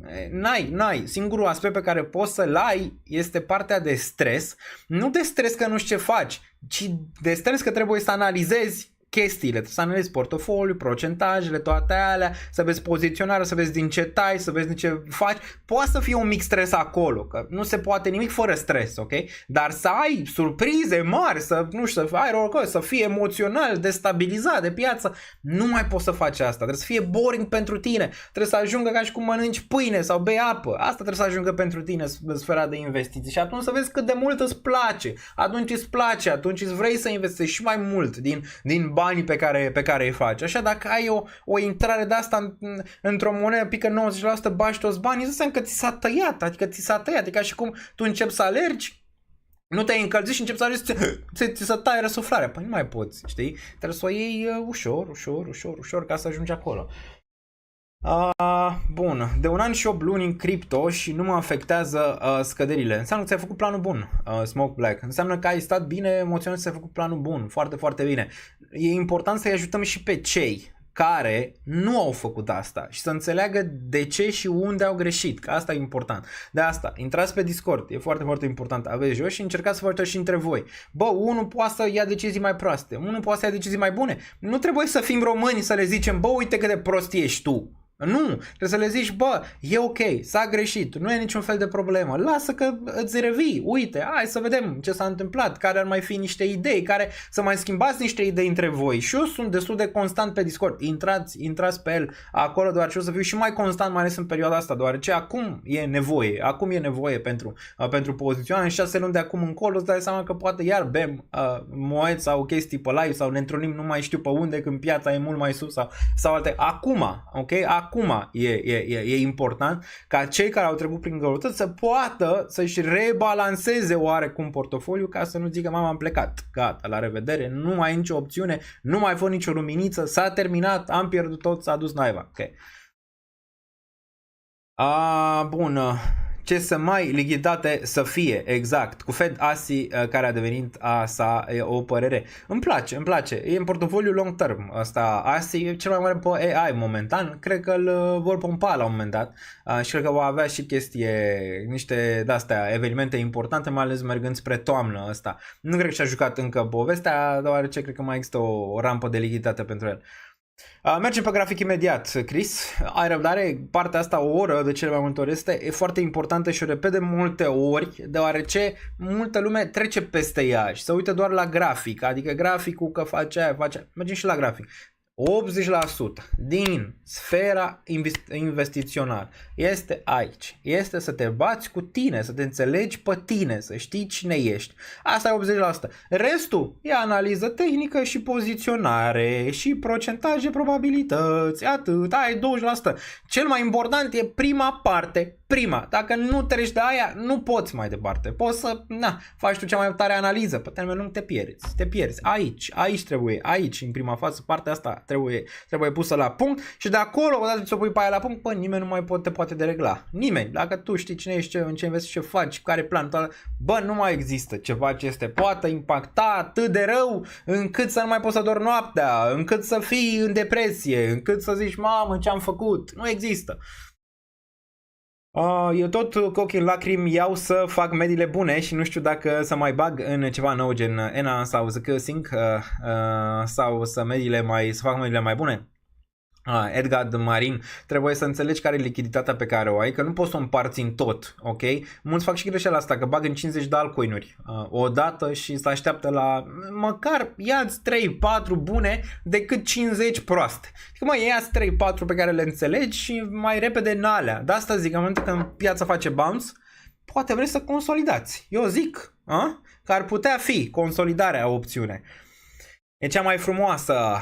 Crezi că putem vedea altcoin season înainte de recesiune? Se poate. Acum îți dai seama de cât am vorbit despre altcoin season, nici nu mai are rost să discutăm până când nu vine. Avem vreun scenariu că vine acum? Nu, doar ce trebuie să ne uităm la anumiți indicatori pentru a-i vedea. Am văzut XRP BTC, da, paritățile versus Bitcoin vin spre o anumită capitulare, poate nu au ajuns acolo, poate, dar pare că merg spre zona respectivă. Monele vechi gen Neo n-au urcat peste 25 ca să te poți să te gândești la un altcoin season real. Monero e singurul care poate să-ți arate că poate să vină o parte de asta mai speculativă, dar cel mai important e lichiditatea. Fără lichiditatea care nu se întoarce în primă fază, trebuie să vezi măcar o cadă în acțiuni, adică să vezi un top pe capitalizările mari de acțiuni și să vezi că cele mici performează. Nu ai văzut nici măcar în bursa americană venit partea de risc. N-a venit partea de risc, nu e. Uite la Microsoft, Apple, numai asta cresc. La Nvidia, la atât. În rest, nimic, adică uite-te, sunt toate în moarte clinică, majoritatea n-au făcut mare lucru, ok? Sunt în zona de jos a graficului și am mai zis, ARK Innovation, uite la ala ca să vezi, lichiditatea încă n-a venit în piață, trebuie să vezi în prima fază o rocadă pe bursă, în care să vezi că toate companiile astea mari pun topul, odată ce pun topul, mulți investitori vor retrage de acolo și vor băga în astea mici pentru a le pompa și pe ele pentru a face un bull market. Plus tăierile de dobânzi care în spectrul ăsta în care ne aflăm ar putea fi bullish pentru piețe, mai ales mergând spre septembrie, acum am văzut șomajul la 4,1, mulți zic vine recesiunea, și zice, încă piața e cât de cât stabilă, zice multă lume deja o așteaptă recesiunea, cum așteaptă și în trecut, zice că cele mai mari șanse sunt spre final de 2025, început de 2026, după primul mandat al lui Trump, dacă îl câștigă. Am văzut că Biden nu se lasă, nu vrea. Deci ar putea fi Cum am avut acum trifecta asta cu vinde MTGOX, a dat banii înapoi investitorilor și ăia vând, Germania și cu minerii și cu balenele mai mari care vând pe Bitcoin, ai putea avea inversul mergând în toamnă, ai putea avea prima tăiere de dobândă, care primele tăieri istoric nu sunt așa de rele, chiar dacă ai poate o mică corecție mai ales pe bursă la început. Istoric primele nu sunt chiar atât de grave și depinde de ce se taie de fiecare dată. Acum nu cred că se va tăia din pricina unei recesiuni, da, cred că Jerome va tăia, pentru că deja ai inflația sub control, ceea ce asta a fost planul, e sub control, plus șomajul în urcare. N-are cum, pe urmă taie prea târziu și nu cred că Jerome o să facă prostia asta, taie prea târziu, cred, chiar din iulie de luna asta, cred că avem pe 30-31 din câte știu eu, FOMC va da hint că va tăia în septembrie, cel mai probabil, ok? Deci putem să avem Trump care vine președinte, tăieri de dobânzi, infuzie de lichiditate. Altă trifecta care ar putea din nou duce lucrurile spre o sferă bună. Acum, dacă ea nu vine și vine recesiunea, ce se întâmplă? O oportunitate istorică din nou. Sperăm să nu vină acum, sperăm întâi să facem anumit profit ca să putem să-l mutăm în anumite lucruri mai ok, mai nespeculative, mergând spre zona de recesiune pe care o așteptăm un pic mai târziu. Dacă vine acum, îți dai seama, lichiditatea destul de scăzută e încă acolo, se aduc bani de acasă în momentele în care ai un Black Swan gen tip recesiune, care momentan nu e neapărat așteptat pentru noi. Acum mulți analiști ar zice că da, acum vine recesiunea, că vine Trump, că vine recesiunea, nu văd momentan, dar dacă vine din nou istoric, ce ar însemna o recesiune de aici? Ar însemna, dacă Bitcoin la 50, ar însemna Bitcoin sub 30.000, asta e destul de clar. Deci ca să faceți o idee, vine recesiunea, Bitcoin sub 30.000, așteptați-vă, sau poate spre 20, e destul de clar, ok? Deci o să fie urgie totală, dar o să fie sânge, inclusiv al nostru pe stradă, se mai adaugă, nu e niciun fel de problemă, avem răbdare, time frame mai mare, ok? Zoom out. În momentul când vezi aia, chiar dacă vine spre zona ta de profit și bagi, să zicem, din nou și aștepți o perioadă, măcar din nou ai mai acumulat monedă, ok? Privești zoom out long term. La ETH te poți aștepta sub 1500, cel mai probabil, în caz că vine o recesiune, asta că vine în toamnă, te poți aștepta sub 1500. Din nou, zonă de oportunitate istorică, te poți aștepta de la bursă Tesla, care să ia 30-40% la fel cădere, te poți aștepta la Nvidia să-ți ia 60% cădere, 70% cădere, cel mai probabil. Astea sunt așteptări de recesiune, dacă vreți facem și dinainte ce s-ar putea întâmpla pe asset-urile poate pe care le vreți voi, facem o analiză dinainte ce s-ar putea întâmpla în caz de recesiune, dar nu trebuie neapărat să discutăm despre atât de mult, pentru că nu e atât de mult în cărți pe probabilități, dar trebuie să ai acolo și un ochi în spate. Bă, dacă vine recesiunea. Momentan pare că nu merge drumul acolo, încă ar putea veni un pic mai târziu și sperăm să fie așa pentru a ne crea lichiditate și a fi extrem de bine, nu știu, 70% în lichiditate sau nu neapărat în lichiditate, poate și în TLT, poate și în grâu, poate și în porumb, poate și în alte chestii un pic mai nespeculative din sfera asta, care au reacții bune pe partea de recesiune, ok? Orice s-ar întâmpla de acum încolo, eu zic că oportunitatea este acolo și istoria investițională îți arată că e mai bine să fii pozitiv, dar cu un plan. Nu pozitiv fără plan. Pozitiv fără un plan e prostie. Trebuie să fii pozitiv, dar cu un plan, decât negativ cu un plan sau negativ fără un plan, ok? Istoria asta îți arată atât timp cât se printează bani, atât timp cât lucrurile se întâmplă așa. N-am de ce să nu fiu pozitiv și cu un plan. Adică nu all-in, nu că nu se poate întâmpla, nu că aia, nu. Pozitiv cu un plan. Dacă se întâmplă X fac eu, dacă se întâmplă Y fac eu, dar per total pozitiv. Investorul pozitiv pe termen lung, care are un plan pe termen lung, bate piața. Cel negativ de cele mai multe ori nu intră în poziții mai deloc. Să vă dau un scenariu, ce s-a întâmplat cu investitorii negativi pe bear market. Imaginează investitorii negativi, gen Capo, gen alții, nu mai dau nume, să zicem așa, în 2022. Negativ, vine cea mai mare recesiune din istorie, mergem la Bitcoin la 7000, 4000, 3000, 2000. Doomsday scenariu, pe care le-am văzut, de atâtea ori luați istoria la puricat. Bă, de foarte puține ori au avut dreptate. Cred că unul pe, nu știu, mileniu sau ceva, habar n-am, aia din 2008 sau ceva. Ok, dar de cel mai multe ori aceste că cumpărăm, suntem bearish și cumpărăm jos, bă, n-a dat rezultat și nu dă, eu le-am analizat, nu dă. Cel mai bine e să fii pozitiv, dar cu un plan. Adică, dacă tu zici, bă, business-ul 44.000, Ok, mi-aș lua poziția. Dacă se duce mai jos de 44, dacă se duce la 35, dacă începe recesiunea, ce se întâmplă? Păi atunci nu mă panichez, înțeleg că este un Black Swan, care nu puteam să-l anticipez, că nu sunt mai 1000 dacă să anticipez un Black Swan, gen recesiune, gen că vinde Germania Bitcoin sau alt. N-am cum să le aproximez pe asta și atunci fie aștepți și ai răbdare, fie încep să mai faci rost de capital din alte zone, în momentul ăla mai faci un efort ca să faci rost de capital pentru a te poziționa din nou și să ai răbdare din nou, ok? Dar asta, pentru tine trebuie să fie pozitivitate în ceea ce privește investițiile pe termen lung, nu negativitate. Negativitatea nu prea a făcut bani istoric. Adică uite-te, ia istoria. În ultimii 100-200 de ani nu există. Bun, cum vezi tu urcările în bulă, rapide și agresive sau imediat discutăm. Hai să ne uităm un pic la câteva chestii aici. Imediat. Ziceam cine deține Bitcoin dintre statele lumii. Ia stai și să văd dacă găsesc aici. Ia stai. Stai să vedem. Stai să vedem. Asta e, gata, l-am găsit. Și imediat vă arăt și vouă. Bun.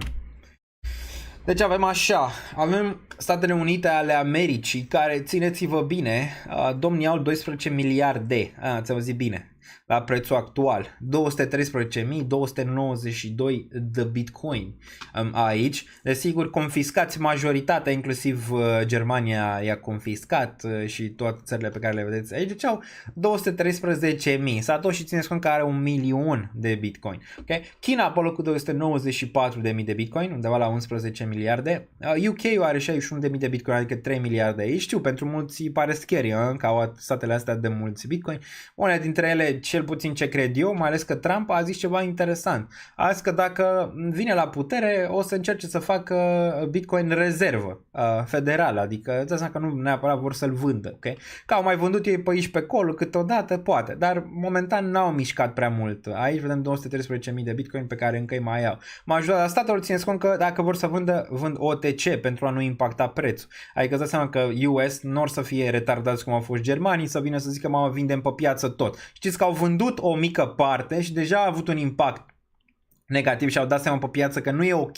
Asta e și chiar poate să fie interpretată ca manipulare de preț, având în vedere că ai atât de mult Bitcoin, ok? Și vrei să-i vinzi pe piața open. De ce? Adică e o întrebare reală. De ce vrei să-i vinzi pe piața open? Știți că au vândut. Știți când? Au vândut la $21.000 de dolari per Bitcoin. Și zic că au făcut analize clare că trebuie să vând atunci. Da, analize clare au făcut, că acum e 56 și a fost 70. Dacă aveau analize clare, nu vindeau la 21.000. Nu, au avut pur și simplu nevoie de ceva lichiditate și au vândut atunci. Vedem UK-ul pe locul 2, care are și asta 61.000 de Bitcoin, 3 miliarde. Ucraina, aici 2 miliarde, nu știu naiba dacă mai au acces la ăștia, că n-au vândut, trebuia să-i vândă până acum. Germania, care e sub Ucraina, aici El Salvador, care nu vor să vândă, ce vor să adauge, 5.802. În ăștia măcar nu i-au confiscat. Germania, Ucraina, UK, China, ăștia au confiscat. Ăștia au cumpărat, e o diferență. Finlanda n-a cumpărat, a confiscat. Georgia, nu știu dacă a cumpărat, și 6 de Bitcoin, adică nu e atât de mult, 3 milioane cred că are aici. 3 milioane de dolari, 32 de miliarde. 32 de miliarde. Total BTC market cap e 1 trilion. E 2,86%, ok, din capitalizare. Acum, încă o chestie pe care oamenii nu înțeleg mulți, mai ales începătorii, cei care nu stau să analizeze situația. Nu înseamnă că dacă Bitcoin are o capitalizare de 1 miliard, 1 trilion, hai să lăsăm așa, 1 trilion, ca să-ți dubleze capitalizarea la 2 trilioane ai nevoie de 1 trilion. Nu, lichiditatea și capitalizarea nu sunt același lucru cu prețul. Prețul se dă destul de simplu de la cerere și ofertă, ok? Că în momentul când nu există, să zicem, nu există ofertă și există cerere, prețul va urca natural, chiar dacă n-ai mare putere de cumpărare, spre nivelul în care există ofertă. De exemplu, dacă e un Bitcoin la 50.000 și mai unul la 100.000, n-ai nevoie neapărat de 1 trilion ca să-i dublezi capitalizarea. Nu, dacă nu există nimeni, nu vrea să vândă până la nivelul ăla cât vrei tu să cumperi, prețul o să urce rapid până la nivelul în care există acolo, se întâlnește cererea cu oferta, ok? Ăștia mulți nu înțeleg treaba asta, ok? Nu înseamnă că ai nevoie neapărat de 1 trilion de dolari ca să mărești capitalizarea Bitcoin cu 1 trilion. În niciun caz. Cerere și ofertă ca să dea prețul, ok? Asta e destul de clar, cred că toată lumea a înțeles până acum. De asta acum când s-au avut 166 de Bitcoin, lumea a zis, păi bă, are Bitcoin un miliard de triliard capitalizare. Ce e 116 milioane? Păi bă, dacă nu există, ține cont că doar 700 de mii de Bitcoin dau tot prețul Bitcoin, care restul nu mai sunt pe exchange, nu mai e Bitcoin, ok? Dacă ajungi într-un moment în care nu mai ai cumpărători pe spot, nu mai există prea mulți cumpărători, order book-ul e thin, și vine un vânzător ca Germania și 260 deodată și nu există cumpărători în momentul ăla, prețul o să o ia în jos foarte, foarte rapid și cu 160 de milioane și cu 16 milioane și cu 50 de milioane și cu 100 de milioane, ok? Dacă nu ești atât de lichid. Sunt momente în care piețele sunt mai lichide și piețele mai nelichide, ok? Și atunci îți dai seama că lucrurile pot avea volatilitate mai mare. Ne-a ajutat și pe noi asta? Da, n-au mai fost seller de la 20.000 de atunci. Au picat toți sellers, s-au dus în 16.000 atunci. Bam, vindem, papa. Până nu mai erau seller și ai văzut că ușor, fără volum prea mare, nu ai avut nevoie de volum prea mare, te-ai dus în 70.000. Doar ce nu mai fost seller și au avut buyer, și nu prea mai fost și asta te-a ajutat. Deci arată și în șut, te înorocește și în jos, depinde cum vrei să o iei. Dar asta ca să înțeleagă toată lumea acest concept. Bun. Cred că mai este puțin și Mamaia o să aibă BTC. Ținând cont de deblocări și de faptul că orbul celor nu mai prea îl adoptă lumea, ce și nu vezi cu el. Bă, nu excelent deoarece au partea asta de supply care o să intre în circulație. Cam asta. Acum nu știu ce planuri are ăla, Sam Altman, dacă are vreun plan sau nu, că nu știi niciodată cu asta da, ne uităm pe grafic cu Workcoin. Dar din nou, aici, da, ar putea părea, nu? Ar putea părea aici. Ca ăștia au vreo 32 de miliarde, dar majoritatea n-ar trebui să-l vândă pe spot și majoritatea trebuie să-l țină ca rezervă, cel puțin acum după ce ai ETF-ul ăla. Îți dai seama că dacă vând ăștia, păi imaginează-ți, își umple sacul ăsta de la BlackRock și toți boomerșii și vine guvernul SUA și dă dam pe ei. Imaginați-o pe asta, adică cum ar putea, știi, vine gen, cumpără moșulică, cumpără și el niște ETF pe Bitcoin, cumpără și la fondurile de pensii, toate astea și vine SUA și dă pe spot, 213.000. Acum ce s-ar putea întâmpla din punctul ăsta de vedere, dar nu știu dacă au atâta putere cei de la BlackRock să zică când dau nevoie de suprimarea prețului și când vor ei să cumpere low, zic, bă, ia mai vindeți niște Bitcoin de aici, sau le zic la ăștia, ia mai vindeți niște Bitcoin pe spot, că am nevoie de prețul mai jos pe BTC, că nu mi-am băgat suficient în traistă când era timpul. Cam așa ai putea să o privești. Ce mai am aici? Hai să ne uităm, înainte să intrăm pe grafice, mai ne uităm cum performează piețele în următoarele luni. Să ne uităm mai și începem cu Bitcoin, desigur. Dacă vă place acest tip de conținut, apăsați butonul de like dacă vreți. Nu vă obligă nimeni. Absolut nimeni. Aici până la final, după ce a fost de partea mea, să ne vedem cei din comunitate în München. Cristi Burlacu, da, ne-am văzut 5 persoane. Nu știu dacă am poza, trebuie să o găsesc pe aici. Trebuie să fie pe undeva și vă arăt. Ne-am întâlnit o întâlnire ad hoc, că trebuia să fie, se pusese vreo 16, cred, pe foaia aia, dar cred că în final au ajuns vreo 5, 4-5. Bun, bine, și greu înainte de meci imediat. Plan scris și îmbunătățit este cheia spre bull market, exact, Cristi. Așa, mi-a plăcut cum spunea comunitatea. Sper că și voi am ciocnit un pahar la hotel și pe urmă ne-am dus spre meci. Și o să mai fie, în fiecare chestie, event care se întâmplă, nu neapărat meci, sau în alte părți unde mai mă duc, o să avem întruniri așa ad hoc cu comunitatea. Nu uitați să apăsați butonul de like pentru efortul Daniel Niță, dar putea exista destul de mulți cumpărători de această dată. Sui la 10 este posibil. Red Beats, nu trebuie să te gândești așa. Dacă vrei și îți arăt cum gândesc eu poziția pe SUI. Deci am luat SUI prima dată la 1.13, am mai luat, cred că în zona aia de 60 sau 59 de cenți, prețul mediu undeva la 86 de cenți. Dacă mai pică în 30 mai iau, îmi duc prețul mediu probabil spre 50 de cenți pentru SUI. Acum, dacă SUI, de exemplu, eu mi-am umplut poziția de 3% din portofoliu cât am vrut sau 4% din portofoliu în SUI. Dacă SUI se duce pe urmă la $2, o să execut 10-20% din poziție. Dacă se duce mai sus la $5, o să mai execut 10-20%. Dacă se duce la 10, o să vând 80% din total din poziție. Așa, adică nu mă întreb că se duce la 10 ca să vând la 10. Ce să vând la 10? Adică, înțelegi, să poată să ducă în poate, nu. Șanse sunt, dar din nou nu poți să gândești că trebuie să ai un singur preț în care vrei să vii. Bun. De ce nu mergi la un podcast la Sorin Constantinescu? Nu știu, n-are o opinie bună despre cripto. N-a avut-o nici în trecut. De ce în gama aia în care îi place să vorbească despre cripto la modul negativ? Deci, nu știu. Dacă ai avea 10x pe BTC, ai face swap în eGold acum, mersi. Deci dacă ai avea 10x pe BTC, ai face swap. Tot în eGold? De ce aș vinde ceva care performează în ceva ce nu performează? Adică aș vinde o mică parte, un 5% probabil. Maxim un 5% ca să bag. De ce aș băga în ceva în care performează, în ceva în care nu performează în momentul de față? Poți să te gândești că da, dacă vine rally-ul ăla, poți să zici că eGold performează mai bine cât Bitcoin. Dar nu poți să te bazezi pe asta. Adică să bagi tot Bitcoin-ul, că ai 10x pe el, să-l bagi în eGold.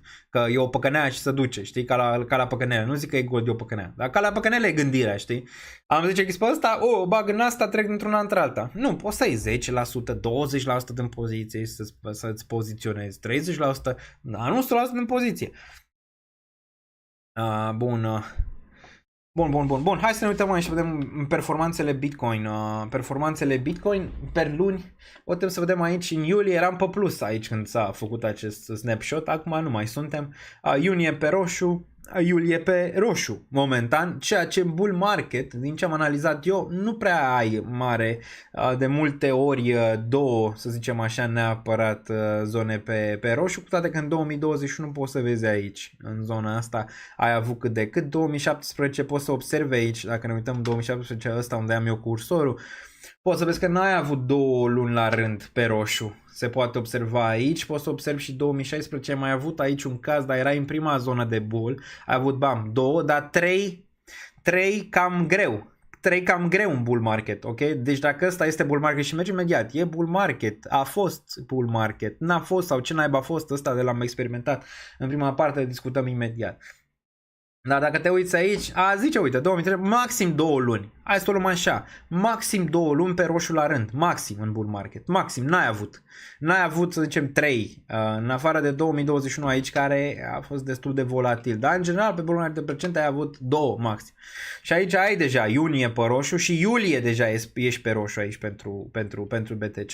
Ar putea fi august, septembrie, octombrie zonele bune pentru piață. Zice că da. Dacă punem bottom în iulie, cum ar fi per probabilități și încă mențin asta și mergem imediat și pe grafice aici pentru BTC, ai putea avea august cât de cât bine, cu toate că vezi 2023 și 2022 au fost luni negative aici. Deci ultimii 2 ani au fost negativi în luna august pentru BTC, 2021 și 2020 au fost pozitiv. Ai putea să fii în spectrul ăsta de aici. Dacă 2020 sau 2019, 2020 seamănă foarte mult cu 2023, 2024, ai putea fi în scenariul ăsta în care ai putea vedea august cât de cât pe verde, cum batem în iulie, cel puțin așa aș interpreta. Acum poți să vezi septembrie, octombrie, noiembrie, decembrie, sunt luni istorice cât de cât bune, dacă te uiți în 2023, aici 2021 ai avut plus 39% în octombrie, apoi noiembrie, decembrie a fost un pic, pe și 2020 ai avut foarte, foarte bine aici cât de cât, 2019 ai avut ceva corecții aici, vezi, 2019 ar putea fi 2019-2024. Dacă te uiți, pare că, uite, dacă e să ne uităm la 2019 cu 2024, pare că merge cât de cât acolo. Ai început anul destul de bine până în mai. Aici se poate observa, aici ai avut pe plus ianuarie, dar aici ai avut, uite, plus până în iunie și pe urmă din iunie ai avut aici roșu, adică în a doua parte ai avut roșu până undeva în septembrie.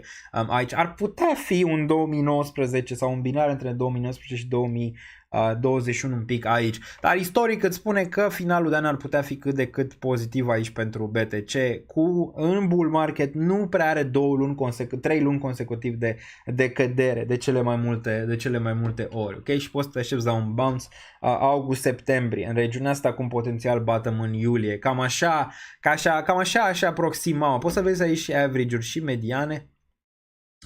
La average, dacă ne uităm pentru august, plus 2,69, septembrie un pic mai puțin, octombrie cea mai bună lună aici, avem 22 și noiembrie extraordinar pe median 46%. Mulți își fac planul și temele pentru octombrie-noiembrie aici, multe VC-uri, nu știu dacă vedeți medianul, dar E aici undeva la 46%, trebuie să mă credeți pe cuvânt. Dar din nou, visiurile toată lumea își face planul pentru octombrie-noiembrie. Tot pare că aici o să fie joaca. Pare că aici ai putea să aștepți un alt coin season. Cu toate că acum toată lumea așteaptă aici și știm foarte bine când toată lumea așteaptă ceva, de cele mai multe ori poate nu se întâmplă, poate îl vezi mai devreme, august-septembrie, sau poate nu-l vezi deloc și îl vezi la început de ianuarie 2025. Rămâne de văzut. Salut, poți să-ți trimit portofoliul meu în privat pe Instagram să-mi dai o părere despre ce ai face tu, te rog. Artur Isopescu, nu pot să-ți dau sfaturi financiare, adică nu știu, poate cel mult aș putea da o opinie despre cum văd eu portofoliul dacă l-aș avea eu, dar în rest n-aș putea să-ți dau un sfat financiar la modul ăsta, deoarece pe sfat financiar trebuie să ai licența cuvenită pentru a putea da sfaturi financiare. Bun, ajunge Daniel cu atâta pesimism, mai să fii mai optimist. Nu sunt pesimist, nu știu, lumea crede că sunt pesimist, nu sunt.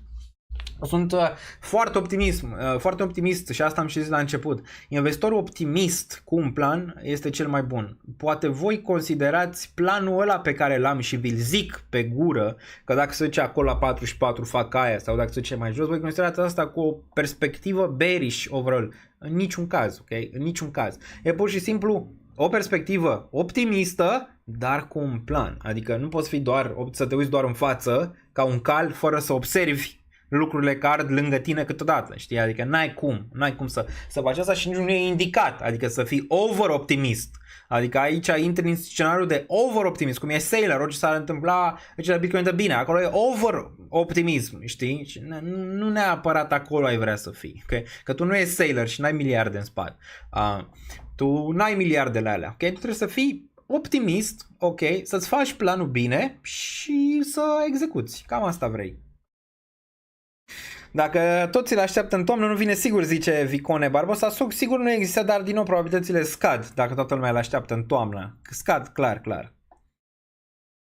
S-a semnat cu încă o săptămână s-a amânat cu încă o săptămână ETF-ul pe ETH. N-am auzit, cred că nu știu ăștia gata cu actele cel mai probabil sau așteaptă măcar o zonă mai bună a pieței pentru a putea da drumul la ETF. Deci pe asta știți, da? Deci pe Bitcoin cam așa arată. Hai să vedem pe ETH cum arată.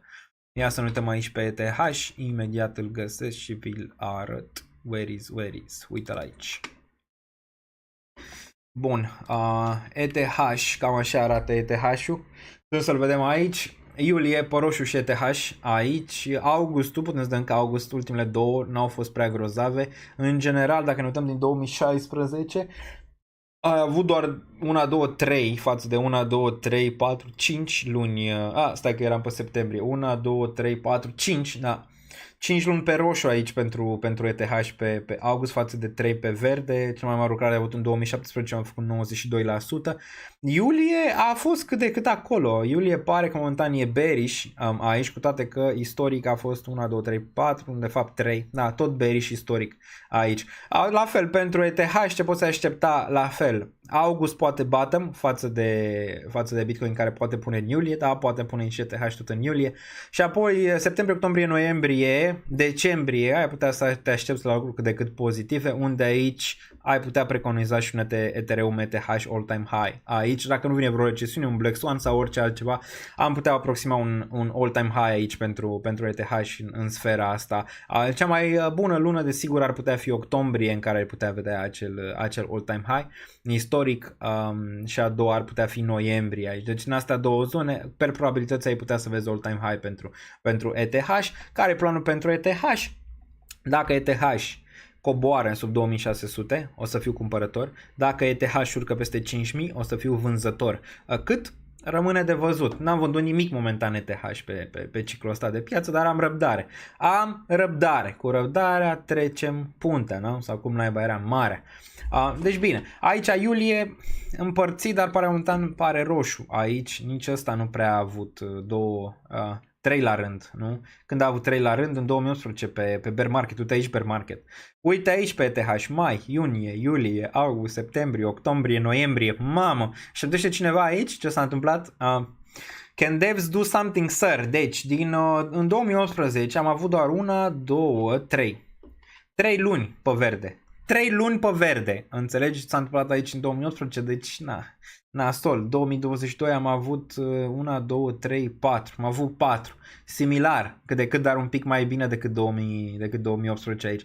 2018 a fost cel mai nasol an, cred că, pentru ETH și 2016 1, 2, 3, 4, da, nici 2016 n-a fost extraordinar când s-a listat aici, a avut doar 3, dar a început tranzacționat din martie, deci ai ratat un pic aici câteva zile. De se mai întâmplă, bă, și totuși a supraviețuit și e peste prețurile din 2018, deci există speranțion. Urmează sezonul de earnings, yes, așa este, urmează sezonul de earnings, poate facem și ceva live-uri pe asta, am zis că e posibil în perioada să avem mai multe live-uri, deci apăsați clopoțel și notify all aici pe YouTube, intrați pe Discord, chestii interesante și acolo, dați join și la Patreon, aveți mai jos și Patreonul, dacă sunteți interesați, vedeți, portofoliu full, l-am făcut pe ăla de bază ieri, plus prețurile medii, plus cum stau pe procentaje în momentul de față, tot transparent. Nu ce fel de problemă, ce plus, ce minus, nu contează, planul există acolo și e și el detaliat. Portofoliu de risc și cel de acțiuni mâine, cel mai probabil.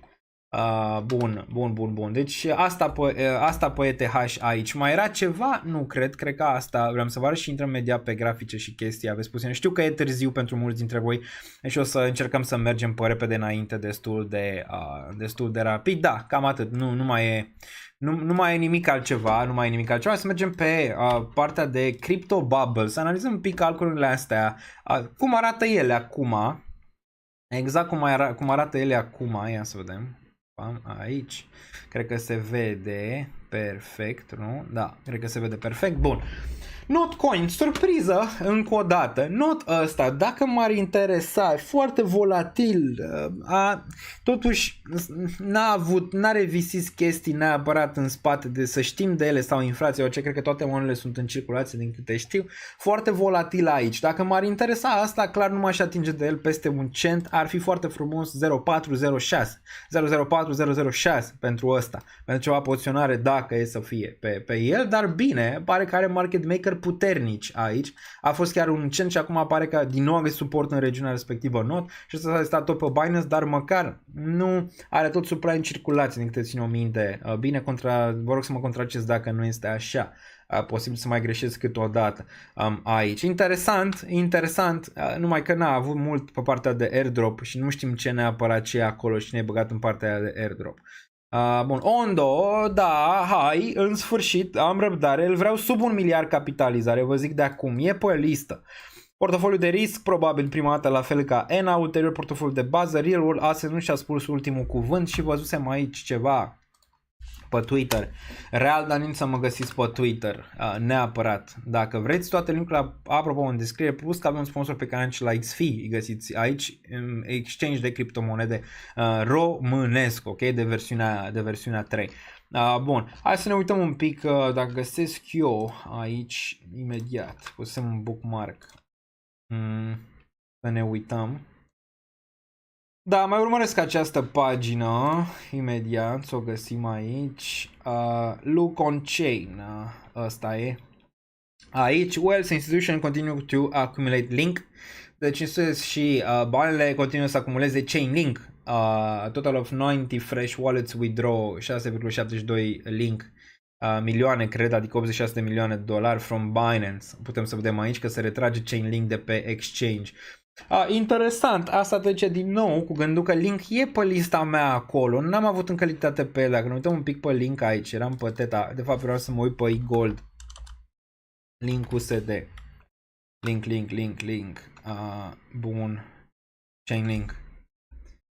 Chainlink, hai să-l vedem. Da, Chainlink-ul deja intrase în regiunea care m-ar fi interesat, zona asta de aici, am mai vorbit de ea, undeva între 11.2-12.6, dar având în vedere că n-am avut un bounce prea concludent, a zice regiunea de sub 10 ar fi interesant aici pentru Chainlink. Da, nu și-a dat aici ultimul cuvânt Chainlink, cred că ulterior va încerca regiunea asta de sus, chiar dacă în prima fază ai putea vedea o spargere de structură, revenind aici în regiunea asta, formând un range aici, formând încă un range aici, de-abia apoi testând regiunile astea superioare, ar putea face chiar all-time high la un moment dat ăsta. Are și utilitate, are și relevanță cât de cât decent, e pe lista mea de a intra în sfârșit în portofoliu de bază, a fost de cele mai multe ori portofoliu de ADA și risc, ăsta Chainlink, a fost acum ceva vreme în portofoliu de bază, dar vreau să se întoarcă având în vedere acest aspect cât de cât bullish pentru el. Și vorbeam de Real World Assets, care desigur și Chainlink, chiar că face doar partea de Oracle, dar mai face și Real World Assets.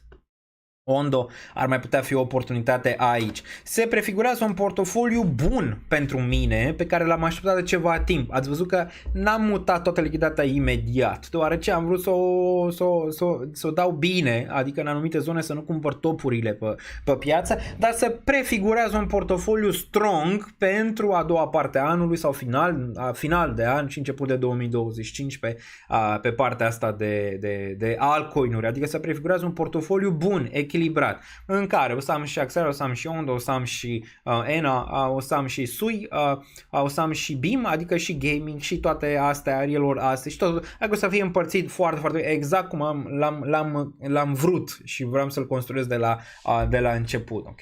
Bun, deci clar, Ondo este pe lista mea. Acum, Ondo ăsta prea sus, am zis când a urcat peste unul, prea sus, îl aștept, nimic nu crește la infinit, dar nimic nu scade la infinit. M-ar interesa destul de mult să-l văd în 07, în 0706 ăsta, pe acolo pe undeva, prin zona aia. M-aș uita foarte atent la sub 1 miliard capitalizare. Sub 1 miliard ar fi destul de bine, că și volumul de înapoi înseamnă că e probabil să ai corecție aici de la Ondo. Am zis că mergem mai rapid, pe repede înainte, deoarece știu că este târziu pentru mulți dintre voi, este 9:30 ora României, e și informația trebuie să o dăm destul de repede și bine. BIM aici, am tot luat, am luat 2-3, am luat 1-5, acum mai interesa o ultimă poziție pe BIM sub 1, ca să formez un preț mediu 1-4-1-5, ar fi cât de cât relevant pe partea de gaming, măcar să am ceva poziționat pe partea de gaming. Cât 1,6% din portofoliu, nu-mi permit mai mult de atât momentan din perspectiva riscului, portofoliu de bază. BIM m-ar mai interesa, vedem volumul, vama lui în momentul de față 9,8 milioane aici pentru el, cred că se duce sub 500, sub 500 de milioane m-ar mai interesa să mai adaug la poziție, momentan nu. SEI în sfârșit vine într-o zonă bună pentru cei care sunt interesați să mai acumuleze această criptomonedă între 0,2 și 0,3, prima regiune cât de cât bună aici pentru SEI în range-ul ăsta ar fi destul de relevantă. Teta volatilitate un pic mai mică, 1,3, stă acolo, ține portofoliu cât de cât ok în momentul de față, cu toate că poziția overall nu este pe plus, cred că am o medie în 1,4, 1,5, nu mai țin minte, 1,5 cred că era pentru Teta. Aici foarte aproape să extrag ceva lichiditate din Teta când a urcat în zona aia spre 4, nu e niciun fel de problemă, cred că încă nu și-a spus ultimul cuvânt aici, am răbdare. Render am vândut, am anunțat public 11.2, încă pe plus, poziționarea cred că prețul mediu undeva la 2, 1.8, 1.9, 2, nu mai țin minte, trebuie să mă uit în portofoliu să-l văd, așa vă zic din memorie aproximativ. Am vândut o parte, nu mă interesează să mai reau poziția momentan, nu știu dacă o să o mai reau, chiar mă interesează să mai vând. Dacă Render se întoarce la 10, o să mai vând din nou din Render, ok? Cel mai probabil. Bun, SUI aici undeva la 1,8, SUI da 1,68, vedem dacă se duce sub 1, rămâne de văzut, dar din nou și ăsta un play mai pe medium term, adică nu mă aștept la SUI să-mi facă profit imediat, ci vreau mai mult să acumulez, să-l duc spre un 4-5% din portofoliu, acolo lângă Solana, ok? Lângă Solana asta SUI la un moment dat. Ethereum mai stabil 2990, pe primul loc în portofoliu, n-am ce zice. Fetch-ul încă pe profit, nu mă interesează aici să iau 0,55 am media pe Fetch, nu mă interesează aici, aș vrea 0,7 ar fi, 0,6 ar fi pentru Asia aici, ar fi cât de cât relevant, cred că ăsta încă subevaluat în range-urile astea de aici, mai ales sub 1. Mai ales sub $1. WIF pare că dă înapoi, minus 11,1, ceea ce e normal. Trebuie să vedem și rocada din aceste MM-uri în alte altcoin-uri, ar fi timpul. NS-ul, portofoliu de risc 24,43, am cred că un sub 10 media în momentul de față, n-am extras, cred că să duce mai sus. Îl țin, dar asta e și portofoliu de risc. Ăsta îl țin chiar că se întoarce sub $10, nu e niciun fel de problemă, poate mai adaug. Bun, ce mai e aici? Eibar, Gala, Brett, Ondo, am zis, ENA, da, am luat poziție în ENA. S-a luat în sfârșit poziție în Etena, aici sub 0,4, cred că 0,37 a fost entry-ul pe ENA, m-ar mai interesa sub 0,3, vă zic, ăsta e cam acolo, dacă nu primul în top, pentru interesul meu în momentul de față. Mi se pare mult subevaluat, plus că s-a dat înapoi cam toată mutarea pe care a făcut-o din Binance Launchpad, ceea ce din nou bine. Okay? Ceea ce din nou bine, volumul nu este acolo, dar nici nu l-ai vrea, e într-o regiune bună de acumulare, e pe un loc acolo fruntaș, chiar dacă e acum în portofoliu de risc, aș vrea să o mut în portofoliu de bază. Văd că așa mutările pas cu pas pe care le-aș pregăti. Bun. Altceva PP nu. Arbitrum 0.76 media, momentan nu mă mai interesează. Am nu știu cât, undeva spre 1.7-1.8% din portofoliu pe acolo în Arbitrum. Dacă se duce sub 0.5 probabil o să mai adaug. Dacă nu, răbdare acum. Răbdare aici pentru Arbitrum. Nu cred că și-a spus ultimul cuvânt. Stă bine încă pe indicatori fundamentali, deci încă bine, n-am stres neapărat cu Arbitrum. Solana n-am mai vândut, a ținut portofoliu bine 138, dar și a scârție aici Solana, adică 138 în momentul de față, încă scârție. Posibil să o vezi în 80-90 înainte de un bounce un pic mai puternic, dar vedem capitalizare încă destul de mare aici pentru Solana. Am văzut încă vedetele că ăsta Jason Derulo a ajunsese în România, cred că zilele trecute, și întreba cine e pe cripto. Îmi dați seama că și-a făcut monede și vreau să dea și el un pump and dump.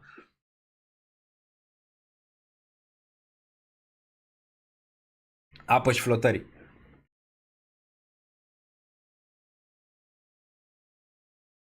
Ondo urmează deblocări mari pe el. Da, nici n-am cumpărat momentan. Am răbdare pe deblocările alea. Vedem. Acum aia e 0607, e așa orientativ. Nu neapărat că aș vrea zona aia, dar dacă m-ar interesa să văd ce face în zona aia. 0607 pentru o dată, să nu mă grăbesc în el momentan. Am răbdare să mai decarteze cine vrea să decarteze aici. Goldul se ține, 33, ia uite. Eu te păi gold aici, vine și SOX, nu știu dacă s-au vândut, ia să ne uităm la SOX 9 aici, cred că se vânduseră 5x peste cât trebuia să se vândă în tichete, deci e supra vândut. Bun. Vedem mai, știi că sales has now closed. S-a închis acum 26 de minute. Lottery result will be announced tomorrow. Deci mâine veți vedea că ați câștigat sau nu la licitație. 4,6x over subscriptions aici pentru SOX 9. E bine. E bine, adică prima impresie e bună. Te uiți cât s-a pus pe over subscription aici, ceea ce 4,6 e bine. Din nou o să pun și o întrebare, cum crezi că va performa în SOX 9 la deschidere? Aici din nou între 2 și 5x. Cel mai probabil, dar așteptările trebuie să fie cât de cât în acolo reale, având în vedere piața din momentul de față, ok? Bun, aici 100 de etichete sold, 4x over subscription, ceea ce e bine. Asta a dus de la SOX 9, desigur, asta a dus și la faptul că în momentul de față e-gold și multivers a ținut atât de bine. Întrebarea e, vine corecția sau nu? Istoric, nu știu, a cam mai venit, nu? După ce ai avut acele rezultate care se vor debloca mâine. Deci dacă deblocările vin mâine, ai putea să te aștepți mâine la o corecție la multivers X, nu dacă o luăm pe principiul ăsta în care majoritatea și-au blocat monedele și le vor primi înapoi, desigur, dacă n-au câștigat la loterie, la loteria respectivă de la SOX 9. Bun. Altceva. Deci e-gold s-a ținut bine, vedem de mâine dacă nu se mai ține atât de bine, dar totuși ok. Vorbim și despre OASCCT imediat. Unde cred că suntem și dacă a fost bull market sau nu. Asta este întrebarea, sau mai e. Și facem și analiză pe BTC imediat. Bun, 100-200, hai să intrăm și 100-200. Axelarul s-a luat, pachet s-a luat. În sfârșit pe ăsta l-am urmărit ceva timp aici pentru Axelar. Unde am luat poziția, asta hai să mă uit pe Discord. Pe Discord pe Patreon le anunț în timp real și ce tranzacționez pe future sau și ce tranzacționez pe spot, adică pozițiile pe termen lung. În toate portofele și acțiuni, tot. Bun, în timp real. Bun. Stai să mă uit un pic să văd exact la cât am luat Axelar. Ca să nu zic o prostie aici, că memoria toată mai mă lasă. La 0.47, ok, la 0.47 am luat Axelar, 0.47, acum e 0.68, nu s-a atât de wow, mamă ce bounce s-a făcut, pentru că na, Am montat în portofoliu de risc, aș vrea să mai adaug. Acum următoarea zonă care m-ar interesa ar fi 0,304 aici pentru, de fapt 0,3 ar fi pentru Axelar în caz că pică regiunea respectivă. Capitalizare cât de cât decentă, 488, volumul 61 de milioane aici pentru Axelar. Partea de bridge-uri care nu prea ai Axelar și Rune, asta două, în rest nu prea mai ai pe bridge-uri. Ceea ce din nou de asta aș vrea să am ceva expunere acolo. Aevo crește astăzi 46 de cenți în momentul de față pentru Aevo. Zicea ce am pus o întrebare dacă se întoarce la 0,46, a fost o greșeală pe trading, ce să vezi, uite s-a întors în zona de 0,46, nu? Pare că parcă 0,46 avea. Aici. Nu există greșeli, există neavând stop loss. Asta de fapt cred că a fost greșeala. Să nu ai stop loss. 0,43. Da, bun. Nu zicea de Portal. Zicea de Portal. Poate ne uităm și la Portal dacă avem timp. Ia, cât e Portal? Portal. 0,36, el are la 0,43. Vedem totuși că a urcat undeva la 25 de poziții și Portal e pe plus astăzi, zicea dacă urcă în 0,4. E posibil să-l vezi în 0,4, dar din nou nu m-aș culca pe ureche. Întotdeauna când tranzacționează cu stop loss, adică nu tranzacționează fără stop loss în niciun caz. Okay? Bun, dar putem să ne uităm înapoi în zona asta de aici, uite-l și pe DIM că au crescut un pic, ne uităm imediat pe altcoin-uri și facem analiză, dar Evo a crescut un pic aici. Ar putea fi zona cât de cât de bottom, dar n-ai o confirmare aici. Dacă ne uităm pe grafic ai putea să vezi confirmarea vine măcar peste un 0,65-0,7 pentru Aevo, dar am 0,3-0,4 ar putea fi realist vorbind zona în care poți să te gândești la un bottom pe ăsta. Țin din nou și zic din nou că asta când își vor face un bottom vor face între 5 și 10x din bottom. Așa au făcut istoric, după ce au avut căderi foarte, foarte mari, sau că s-au usat pe bani, sau au avut urcări 5-10x după. Okay? De asta e important să vedem unde ar putea forma bottom-uri, ăsta Aevo ar putea merge spre zona aia 0,3 pentru un potențial bottom cât de cât realist. Okay? Bun. Hai să mergem pe ORCCC și apoi mergem pe Bitcoin. Is late, sir. Sir, is late. Bun, ce părere ai? Am decis să deschid poziții pe la 0,1 și să-i scad media. Țin de 2 ani și vreau să scap de el. De One. Am zis că One nu-mi place. One nu-mi place, dar scade media și în momentul în care urcă, dacă nu îți place mie, nu-mi place, nu cred că ai vrea să-l ții, nu? Bun. 2 secunde să salvez aici ORCCC2. Bun, și apoi să vorbim. Bear market, bull market. Care e strategia și apoi cumulăm desigur cu analiza pe Bitcoin. Și care e strategia, planul pentru următoarele luni. Super chat-urile se vor face, aveți puțină răbdare, 2 secunde. Se vor face, dacă nu sunt notate de cineva de pe chat, o să mi le iau eu singur, nu cred că sunt moderatori azi pe chat, din ce am văzut, v-ați făcut de cap clar pe chat. Bun, dar hai să ne uităm aici. Dacă ne uităm la anger, depression, disbelief, capitulare, panică, denial, anxiety, complex, și pe partea aceea avem disbelief, hope, optimism, belief, thrill, euforia. Bun, este bull market sau nu? Și da și nu. Pentru Bitcoin este bull market. Putem să ne uităm, să deschidem graficul. Pentru Bitcoin este bull market, destul de clar. A fost și este bull market. Ce uite din top dates au all-time high. Adică nu poți să zici că nu e bull market, chiar dacă ți-a făcut această corecție de aici, ok? Dacă ți-a făcut această corecție, nu e nimic wow pentru un bull market încă. Vedem aici zona de cât a făcut, minus 27%, nici măcar minus 30% n-a făcut din ce am măsurat eu de aici, din zona asta până aici. Ok? Dacă ne uităm aici la minus 23%, aici ți-a făcut undeva la minus 53,80, la minus 27,28. 27,28% aici. Deci asta e căderea pe care o are. Vedem targetul de bull market median pe care l-am avut și la bursa americană și a fost atinsă, dacă țineți minte, bull market median pentru S&P. Cred că era undeva 5600-5500, iar pentru Nasdaq 20.000 și un pic, dacă ne uităm aici. Deci, Bitcoin, clar bull market din punctul meu de vedere. Ok, după cum arată graficul, poți să observi aici. Acum poți să observi ceva probleme.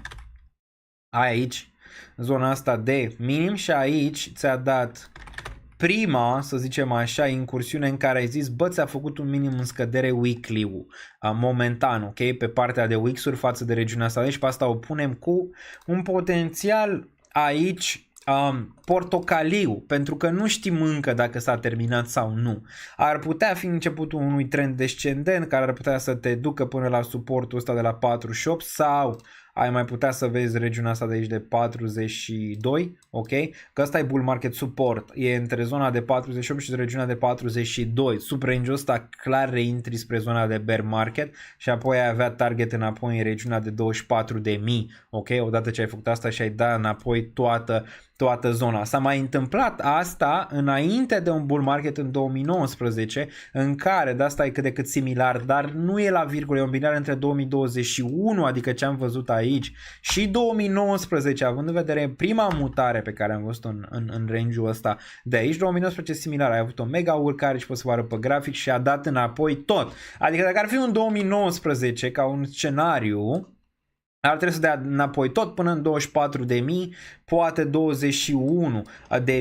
după cum a dat în trecut și ne putem uita pe alt grafic ca să vedem, ne putem uita, nu știu, Bitstamp sau altceva, cum a dat aici în 2019, ok? Se poate observa destul de clar, bam, urcare și apoi a dat înapoi tot, aici ai avut prima corecție pe week 46%, prima de aici ai avut-o de 34, ulterior ai dus corecție de 71% înainte de bull market. 71%.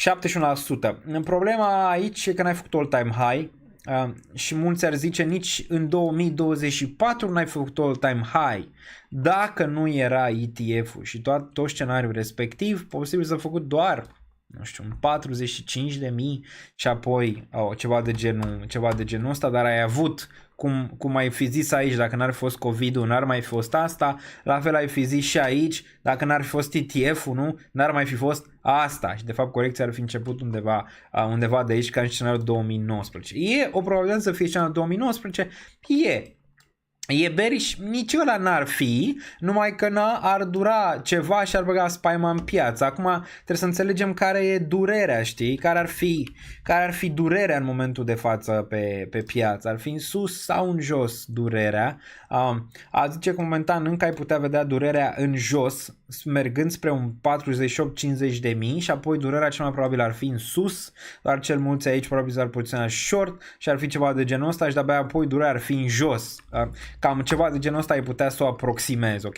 Dar, dacă e 2019, care sunt similaritățile? Păi, același lucru. 2019 ai avut o zonă de lateral într-un potențial dublu top și ne uităm imediat la ea și ți-a picat, ok? Ai să zicem o primă confirmare negativă aici, deoarece după ce ai stat 4 luni în lateral, ți-a picat zona asta foarte, foarte agresivă, 59.700, 59.800, ți-a picat. Similar cum ai văzut în 2019, dacă te uiți aici, același lucru. Nu avem graficul ăsta. Păcat. Binance-ul nu știu de ce nu dă pe paritatea USD. Nu dă mai înapoi de zona asta de jos de aici. Dar nu e niciun fel de problemă, ne uităm pe asta. Dacă te uiți aici, același lucru, ai stat în lateral, zona de lateral a fost aici, se poate observa, ai stat din iunie până în septembrie, iunie, iulie, august, aici ai stat 3 luni, poți să faci caz un pic de 3 luni jumate, a picat zona asta, ai retestat-o și asta nu vrei să vezi în continuare de la BTC, ți-ai retestat-o mai jos, ți-ai retestat-o mai jos, ok? Aici se poate observa destul de clar ce nu vrei să vezi acum. Bun, deci ai primul scenariu în care, da, Bitcoin după 3 luni, 4 luni aici de mers în lateral, ți-a făcut asta similar cu ce ți-a făcut aici în 2019, adică similarități sunt, aceeași candela aproape, ok? Din regiunea asta un pic mai agresivă, aici putem vedea. Acum, cred că vom vedea un bounce mai devreme sau mai târziu, că vine din zona de 40-50, că vine de aici, din zona de 53 și ăsta a fost bottom. Cred că vom vedea un bounce, similar cu trecutul, dacă bounce-ul ăsta nu trece de regiunea de 62.000 și urcă aici găsește rezistență, dar abia atunci ne putem pune probleme că da, este 2019, ok? All over again, 2019, reg baby, bam bam bam și apoi corecție până în regiunea de 40. 40 și ceva de mii, poate mai jos în regiunea asta de aici de 25 de mii și Reg Baby Angeli toată piața până aici, ok? Și aici din nou poate o bază pentru remontada și toate cele. Văd acest scenariu numai în baza în care vedem un Black Swan, nu știu, să mai pune și SUA să vândă, să mai pună alte state să vândă, vine recesiunea sau ceva. Singurul scenariu în care aș putea să văd range-ul ăsta de aici e ăla în care ai un Black Swan. Fără acel scenariu, ce aș putea să văd aici? Aș putea să văd maxim regiunea de 44.000 aici pentru BTC, ok? Și de aici remontada într-un potențial nou all-time high. Și aici din nou se joacă, ok? Faci all-time high deoarece ai putea intra într-un fel de Wyckoff distribution, un fel de distribuire Wyckoff și aici se joacă din nou. Dar din nou, ce nu vrei să vezi în momentul de față este o rejectare din nivelul ăsta. Dacă faci bounce în 61-62 de mii, o rejectare din nivelul ăsta și din nou apropiere de nivelul ăsta de aici. Și atunci, da, destul de bearish regiunea asta. Acum, planul meu, ok, planul meu. Aici, cumpăr, vând Bitcoin. Răspunsul este no. Ok, nu mă interesează. Dacă Bitcoin vine în regiunea asta de jos, de aici mă interesează, ok, între zona asta de, nu știu, 44 și regiunea de 47, cu toate că mai aproape de 44. Dacă vine aici, ok, dacă vine în range-ul ăsta, voi cumpăra înapoi 10% poziția pe care am vândut-o tot în acest range, aici, tot în range-ul ăsta, ok, pentru BTC. O voi cumpăra. Acum, dacă se duce mai jos, istoria spune că oricum va avea un bounce la un moment dat. Dacă vine bounce-ul ăsta aici, voi fi forțat să vând fie înapoi 10, fie 15% din poziție pentru a-mi rebalansa lichiditatea. Pentru că lichiditatea aici, odată ce se întâmplă asta, iau 10% în Bitcoin, mai iau 5% în ETH și mai am 5% lichiditate. Ok, aici. Mai am 5% lichiditate. Dacă ăsta face bounce aici, de ce retrag? Asta e întrebarea. De ce retrage Daniel Nițu? Ok, și-a pus bine în bottom, s-a pus bine în bottom aici, foarte, foarte bine. A luat, a făcut bounce în nivelul ăsta, 56.000. De ce retrage? Păi aici sunt două opțiuni, fie ăsta e un bounce din minim în scădere, dublu top și încă unul aici pentru a vedea range-ul ăsta și mai apoi range-urile astea de aici, poate nu sub 20.000, dar regiunea asta de aici, ok, cu un bear market până în zona asta și aici ce face Daniel? Să plânge, mai are 5% lichiditate, mamă, 5%, nu e mult, dar mai am cât de cât acolo un pic, dar totuși nu cât aș vrea, ok, plânge. Așa, dacă vând aici 15%, poate mai vând și ceva ETH și fac toate 30% aici, pot să văd decizia. Dacă ăsta urcă peste nivelul ăsta, foarte, foarte bine, continuă bull market-ul, mergem la all-time high, de aici mai departe. Rămân cu poziția pe care o am și mai vând zona de 80, 90, 100 de mii pentru Bitcoin. Dacă nu, și ăsta găsește rejectare de aici și face asta, papa, la revedere, ok, papa, la revedere. E posibil să fac și așa. Eu vă zic cum gândesc eu, ok? E posibil să fac și așa. 10% aici și 10% aici în caz că se întoarce în nivelul ăsta de jos de 44.000 după. Okay? E posibil și asta. Dar astea sunt opțiunile în caz că se întâmplă și astea sunt, așa m-aș poziționa, ok? Dacă se întâmplă asta. Dacă îi batem aici, nu e nici fel de problemă, mergem mai departe, o să vând, v-am zis, între 76 și regiunea de $80.000, probabil o să mai vând 10% aici BTC, ok, în nivelul ăsta. Și când zic vând, e posibil să vând, e posibil să-i fac hedge, depinde. Nu neapărat să vând. Dar din nou, ăsta e planul, ok? Ăsta e planul. Se întâmplă X, fac Y, se întâmplă Y, fac X. Adică e destul de simplu, ok? Din punctul ăsta de vedere. Acum, per probabilități, hai să analizăm un pic finalul de săptămână, per probabilități. Care sunt șansele? Șansele cresc în favoarea cui? În favoarea cui cresc șansele aici? Hai vedem dacă știți pe chat în favoarea cui.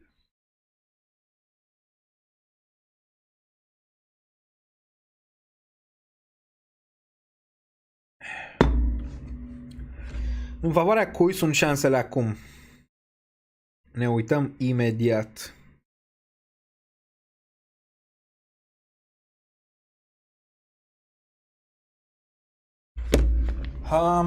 Bun salutări de la Cluj. Te pupă Hauer. Bun, Gemini says Ether's market value relative to BTC is close to multi-year lows. Exact. And strong inflows into spot ETF could spark a catch-up trade. Da, dacă e.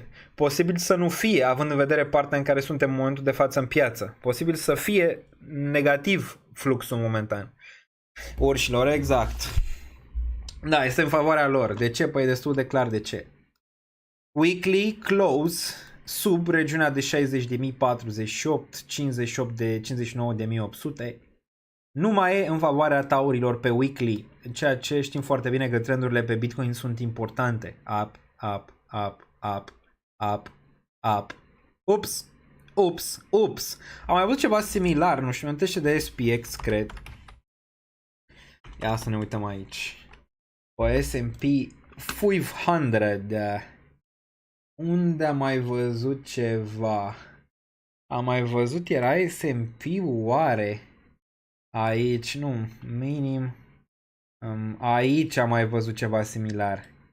Aici am mai văzut ceva similar de-abia, undeva în 14 august 2023. Ar fi frumos ca Bitcoin să fie aici, știi? Adică ar fi frumos să fie aici, numai că nu poți să te bazezi doar ce asta trebuie să asta urca peste all-time high dacă e să ne raportăm la Bitcoin. Dar aici am văzut în care ai avut minim aici, maxim în scădere, minim în scădere, maxim în scădere, minim în scădere. Ăsta a fost momentul. În rest, nu cred că am mai văzut. Aici nu poți faci caz neapărat. Prea apropiate candele ca să faci caz de asta. Dar ai mai văzut scenariul ăsta aici, l-ai fi putut vedea. Cu toate că nu cred că se pupă neapărat. Poate era Nasdaq, NDQ, US 100.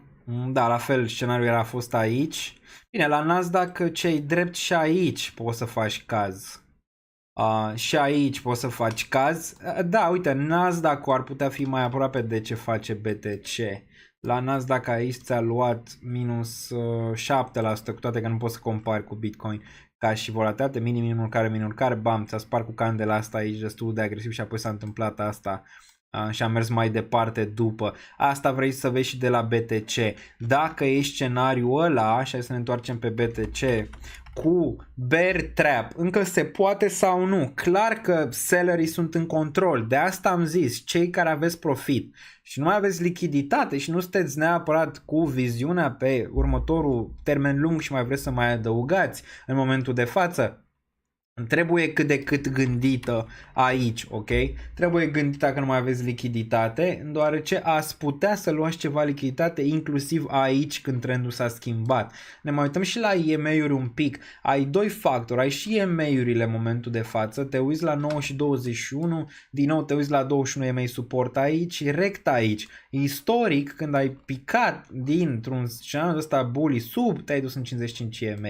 Deci nu, probabilitatea în favoarea taurilor pentru a vedea 48-50.000 în momentul de față. Asta dacă te uiți și la volum aici, un pic în creșterea, nu suficient a zice pentru o posibilă capitulare. Ca să vezi ceva similar ca bursa americană, săptămâna viitoare, ce trebuie să vezi? Trebuie să vezi de aici o candelă care îți închide în 63.000.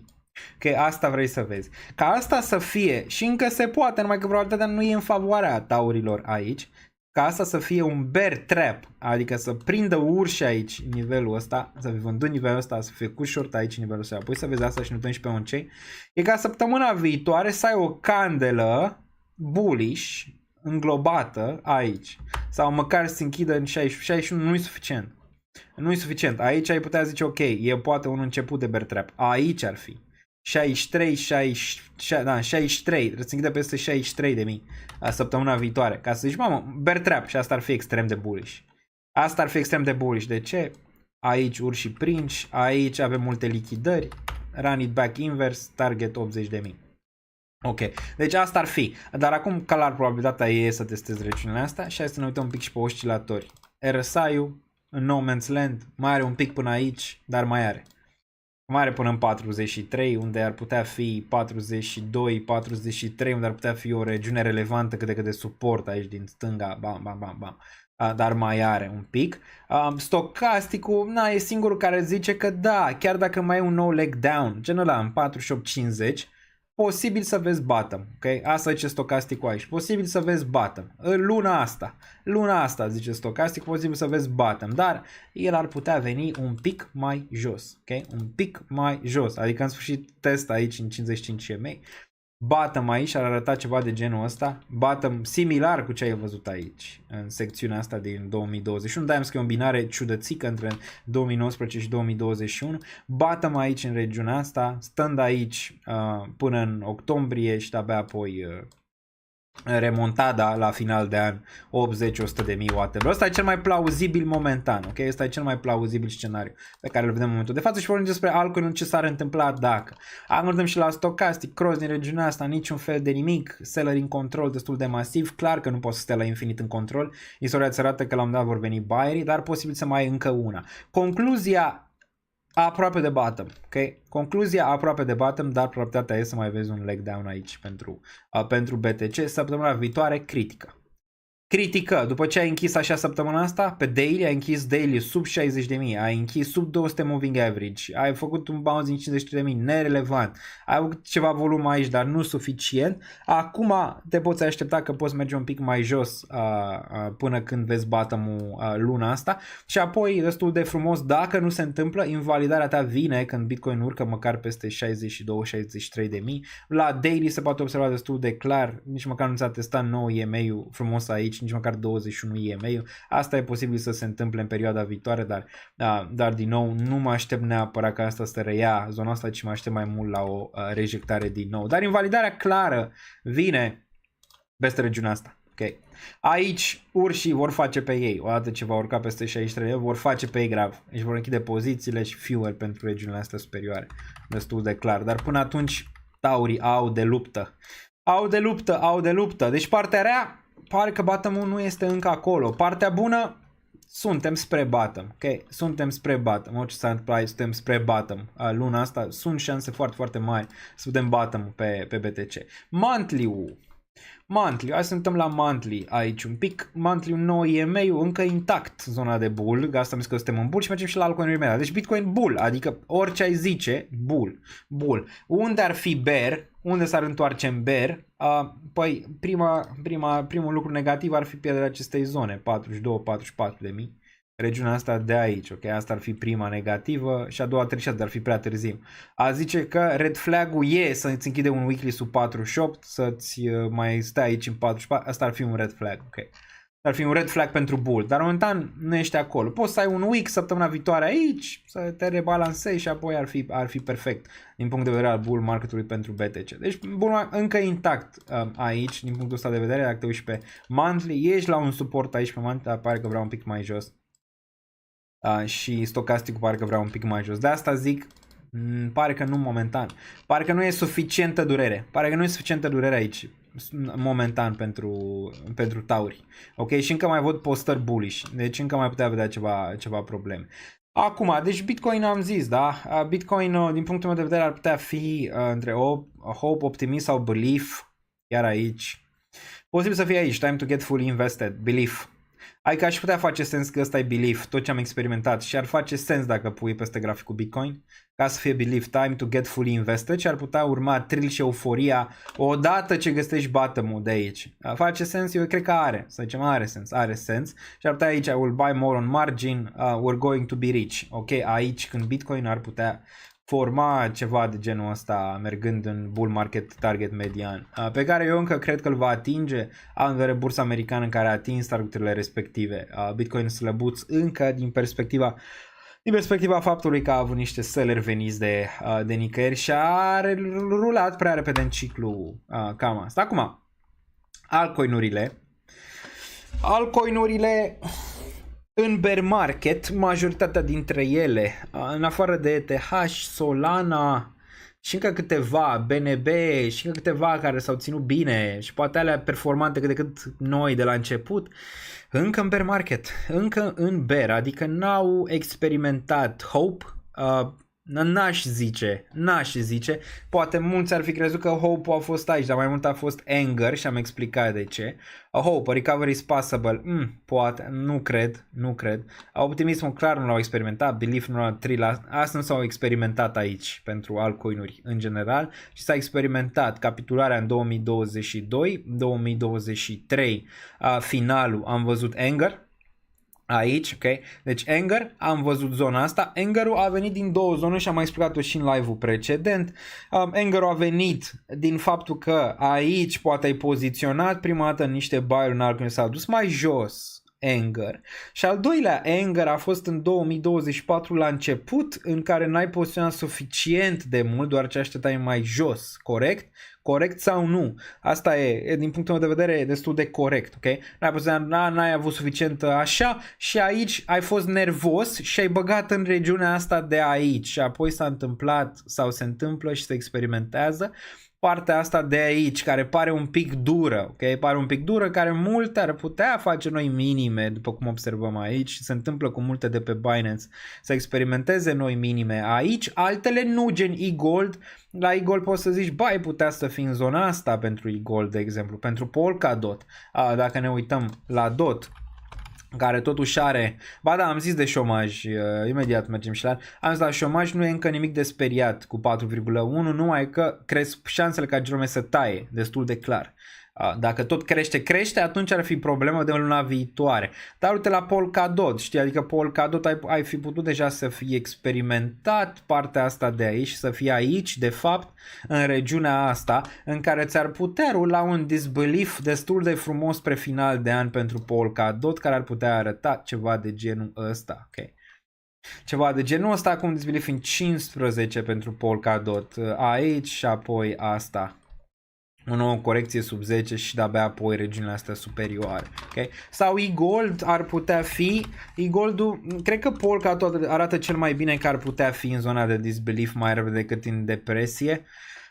Dacă ne uităm aici la e-gold, e-goldul încă n-ai neapărat zice ca și structură, încă ar putea fi aici, încă ar putea fi a experimenta asta cu un nou minim și de-abia apoi zona de depresie reală pentru e-gold, dar s-a ținut bine și ăsta e un semn bun. Acum, ca semnul ăsta bun să fie confirmat de aici, trebuie să urci peste 38 și da, te-ai duce în disbelief.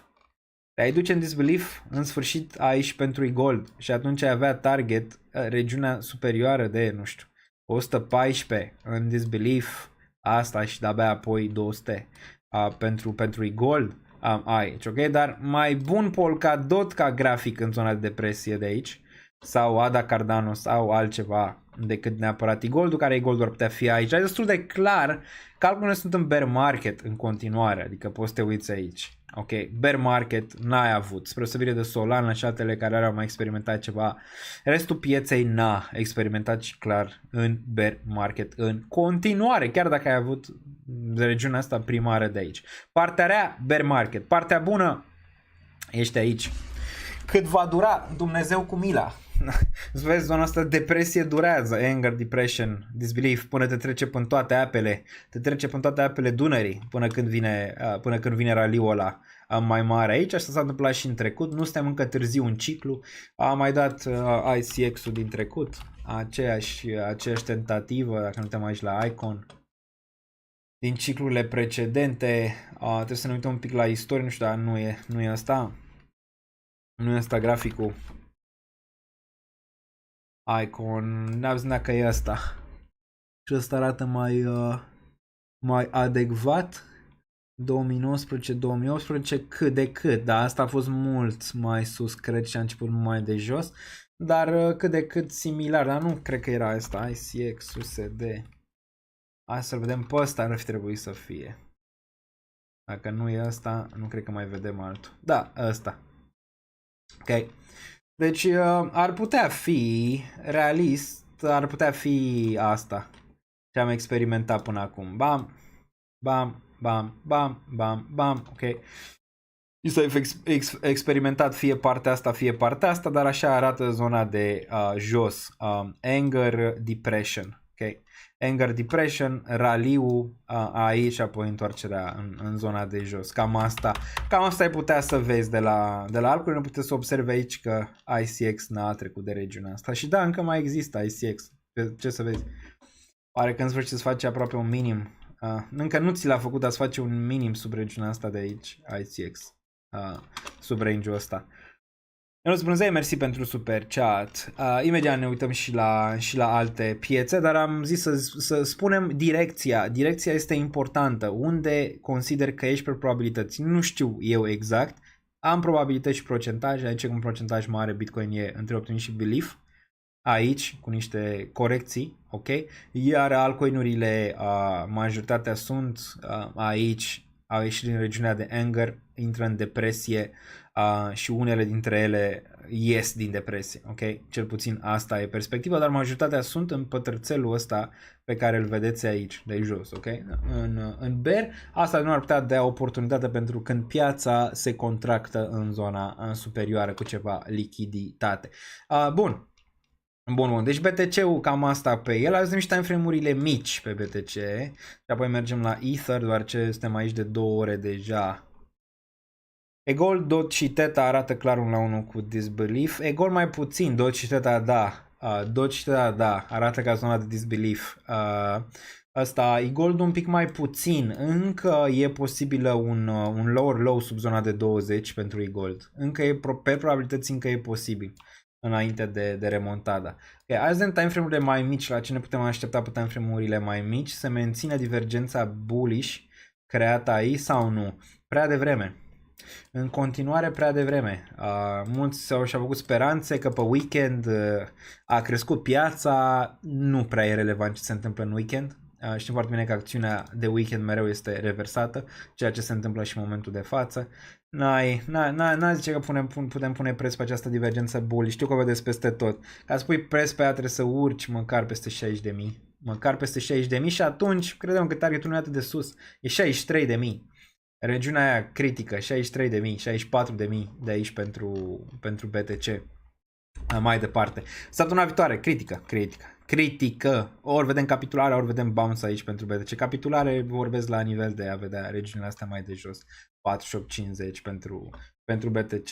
Ori bounce momentan merg cu urși deoarece arată graficul așa, dacă observi. Că n-ai cum să mergi aici cu taurii. Asta posibil distribuție pentru mai jos. Că cu taurii doar dacă reiau regiunile respective de sus. Și de asta am zis, dacă ai încă profiști, ai poziționat similar ca mine și ai un preț mediu de 20.000 și un pic pe BTC și n-ai lichiditate, poți să te gândești.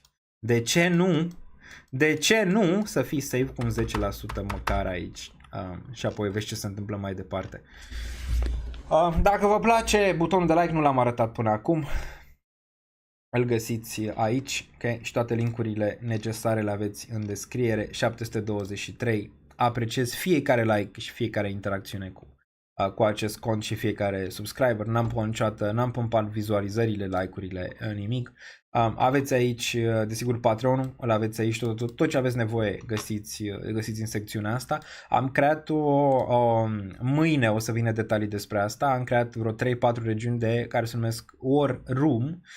Astea sunt la nivel oricum internațional, se fac, în care acolo o să avem pentru fiecare investor median, investor cu risc scăzut și ridicat și ce s-ar putea face din punctul meu de vedere, ok? Nu ca sfat financiar. În niciun caz, dar le găsiți aici de mâine, îi dăm forță pe chestia respectivă, plus portofoliile pe toate le găsiți aici, anunțe.ro, îl găsiți aici, shop-ul, XFi care este sponsor și mulțumim pe această care găsiți aici, xfi.com. Aveți link-ul. NordVPN, eu am VPN, îl folosesc cel de la NordVPN, mă ajută destul de mult, mai ales dacă stau în Olanda și dacă stați în străinătate, dar și când accesez site-uri shady, airdrop-uri, chestii, mă ajută foarte mult un VPN, aveți aici minus 64% de discount. Bybit-ul, aici încă aveți ofertă la ei, plus cu Bish Please toate cele, aveți și eToro pentru acțiuni, ETF-uri mai puțin riscante, despre care o să vorbim imediat. Binance-ul, reducere 10%, Ledger, aveți și acolo o reducere, cred că un 20%, Trezor, toate cele le găsiți aici. Ok, bun, noi mergem mai departe. Noi mergem mai departe, deci am zis, ok, Bitcoin nu arată prea fenomenal aici, mai ales acțiunea de weekend care a fost una bullish. Vreau să văd ce s-a întâmplat pe partea asta de futures. Futures-ul vedem 56.680, destul de clar că știm foarte bine că prețul oscilează de cele mai multe ori, imediat facem super chat-urile, nu plecăm. Oscilează de cele mai multe ori spre zona asta de închidere pe futures, că asta nu se tranzacționează non-stop. Totuși, ce e interesant aici pe futures e faptul că am avut volum pe daily față de spot. Vreau să văd și weekly-ul. Weekly un pic mai puțin. Totuși am avut volum aici, care poate să te ducă cu gândul de o posibilă capitulare. Volum nemai văzut de prin regiunile astea de pe aici pentru BTC. Ceea ce e interesant.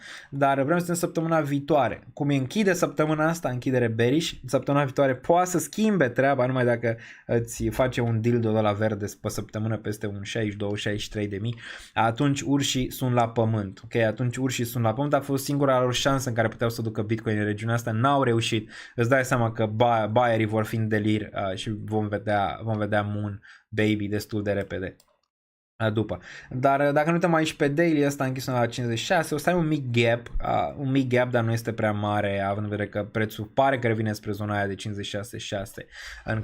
în care a închis. Bun. Mai e ceva aici la Bitcoin.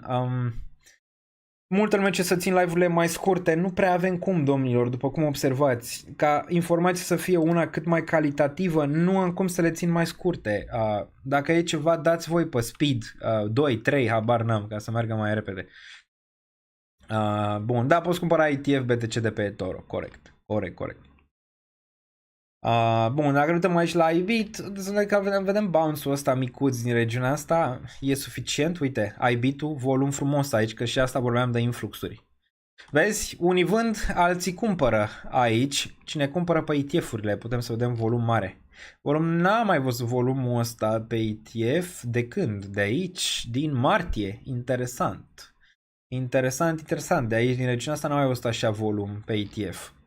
Ai chestii și bullish. Dacă te uiți la preț, clar bearish. Dacă te uiți la influxul ăsta, clar bullish. Cu ce mergem? Cu prețul. Mergem cu prețul. Nu avem cu ce să mergem momentan decât cu prețul. Vrem să vedem reacția săptămâna viitoare de la spot, înapoi peste 60.000. Și atunci putem fi destul de bine. Până atunci nu.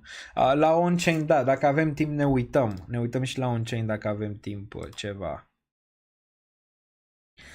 Bun. Deci am zis asta, dominanța, hai să ne uităm un pic la dominanță aici, să ne uităm. Sox nu ați văzut aici, intrați la ei pe Twitter, fix așa ai găsit Sox Network, vedem și listarea lor, mi-am zis părerea, 2.5x la listare, pe urmă lateral, tokenomics-ul bun față de Tadash și altele, mai ales pentru community, deci e o șansă acolo.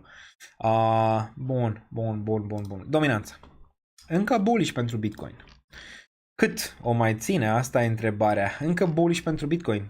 Grind, nimic, deoarece nu există interes de lichiditate în zona altcoin-urilor momentan.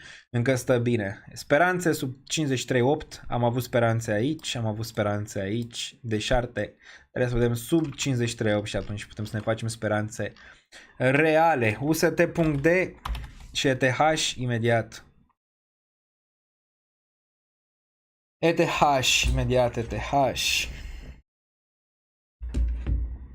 UST.D, da, amenințător aici. Amenințător, atât din când menține 5.28, cu toate că a avut UX-ul ăsta aici, pare că își revine un pic. Momentan și închide weekly-ul cât de cât favorabil taurilor. Încă ai putea să vezi ceva de genul ăsta, atâta timp cât ăsta nu reia 6.4, nu putem vorbi de bear. Bear market e aici, ok? Deci ăsta e B și îl facem cu un B. Bear market e peste 6.46. Aici ăsta probabil pe urmă va rula foarte nasol până în regiunea de 8.75. Momentan poate fi doar o reacție într-un ciclu descendent pentru UST.D, doar o reacție pe care am mai văzut-o multe alte asset-uri înainte să-și continue căderea. Clar trendul este descendent în continuare, atât timp cât rămâne peste 5.75 sau clar peste 6.4, regiunea asta de aici, ok? La fel ca Bitcoin, dacă să extrapolăm, ai avut aici, bam, zona asta de suport, ți-a picat, ai retestat-o mai jos, ok? Încă nu e nimic wow, nu e nimic grav momentan, dar totuși pare că rezistă cât de cât aici în zona asta superioară și ne amenință UST.D. ETH USD pe Coinbase. Puțină apă până se încarcă. N-am avut timp nici măcar să duc laptopul la reparat. Imaginați-vă că trebuie l-am luat din... Greșeala a fost să-l iau din România. Credeam că merge, dar n-am mai fost în România. Asta e problema mare. Și tot pe laptopul vechi, vedem, când vine laptopul nou, începe bull market-ul cel mai probabil. ETH, nu? Asta zic, 2985 aici, arată groaznic, vine ETF-ul, selleri aici masivi, în range-ul ăsta, totuși mai bine ca Bitcoin ți-a ținut 2859. Dacă ne uităm pe weekly, nu e încă trend descendent, încă nu. Bă, de ce cade Bitcoin, mă, când se vinde, de ce pică ETH când se vinde Bitcoin? Cât mai facem corelarea asta? N-avea de ce să pice ETH aici. E clar corelarea asta din partea balonului și algoritmelor cu Bitcoin, dar nu cred că vor mai resta la infinit. Aici, ETH n-avea de ce și măcar dacă vindea Germania ETH, dar n-a vândut. E doar corelarea asta stupidă între Bitcoin și restul altcoinilor, care nu cred că va mai dăinui la infinit aici. Și n-ar avea de ce, doar ce avem multe parități cu USD, adică n-are niciun rost, dar momentan piața e manipulată așa și n-ai ce să faci. Bun, acum am dat înapoi tot ce am făcut aici, am dat înapoi aici. Din nou, teoria mea era că mergem mai sus. Am zis-o public, am zis că a fost invalidat, a fost greșit teoria pe care am avut-o și aici m-aș fi așteptat să vând ceva în range-ul ăsta superioare. Nu s-a întâmplat, ne-a dat speranța, a venit rocada romană aici pentru ETH. Dacă pică nivelul de 2800, unde ar fi niște suport, niște suporțel, ar fi în 2001 mai puternic și apoi 2400 aici, ok? Cam asta ar fi zonele de suport. M-ar interesa sub 2600, cum am zis, o dată ce îl văd sub 2600, range-ul ăsta de aici ar fi între 2600 și 2400 și apoi 2000 pentru ETH. Și până atunci nu mișc un deget, că n-am de ce să mișc. Aproape de bottom sau nu? RSI-ul zice că un bounce e posibil în zilele viitoare pe daily. Weekly-ul nu neapărat. Ia să ne uităm la ce se întâmplă aici. Îți vine la un suport pe această linie de trend. Aici nu-ți fac eu la linie de trend. Dar nici asta pare că, la fel ca Bitcoin, ai putea vedea un pic mai jos. Stocasticul arată din ce în ce mai bine, care da, zice că ești spre bottom. Când mai observăm mai stocastic, am mai fost în octombrie 2023 aici. Am mai fost în noiembrie 2022 cu bottom-ul ăla macro. Am mai fost în iunie 2022 cu un alt bottom. Deci, din nou, istoric mergi spre bottom. Că el e în 2900, 2800, 2700, 2400, rămâne de văzut. Dar istoric mergi spre bottom. Aici, ok? Relevant de menționat, că arată mai bine ca Bitcoin momentan, menținând 2837, buy în control încă pe weekly, o închidere weekly sub 2825, seller în control, de-abia atunci, arată mai bine. De asta, ultimul buy pe care l-am avut a fost 3100, undeva aici, 3100, dar în range-ul ăsta, nu aici. Okay? Aici nu mai au 3100, ce am băgat deja pachet, aș vrea regiunea asta 2600-2400. Aici clar că nu crește și pe prețul mediu, probabil în 1600, dar nu contează. Dacă eu consider că ăsta este în bull, în continuare, adaug și pe corecții. Acum, worst case scenario, 2000, sub 2000 un pic. Dacă te uiți aici, e o macro linie de trend istorică de aici. Ar putea veni în 2072 linia asta de trend. Worst case scenario. Dacă în cel mai nasol caz, că poate lumea nu mai știe engleză. Asta se pupă foarte bine și cu 200 moving average, ok? Aici, ceva Black Swan. Poate să facă week mai jos, cum am zis mai devreme, 1500 în caz de recesiune, 1700, da, dar din nou, 2000 aș fi destul de ok dacă aș mai lua astea 3 zone, 2600, 2400, 2000, 1800 maxim.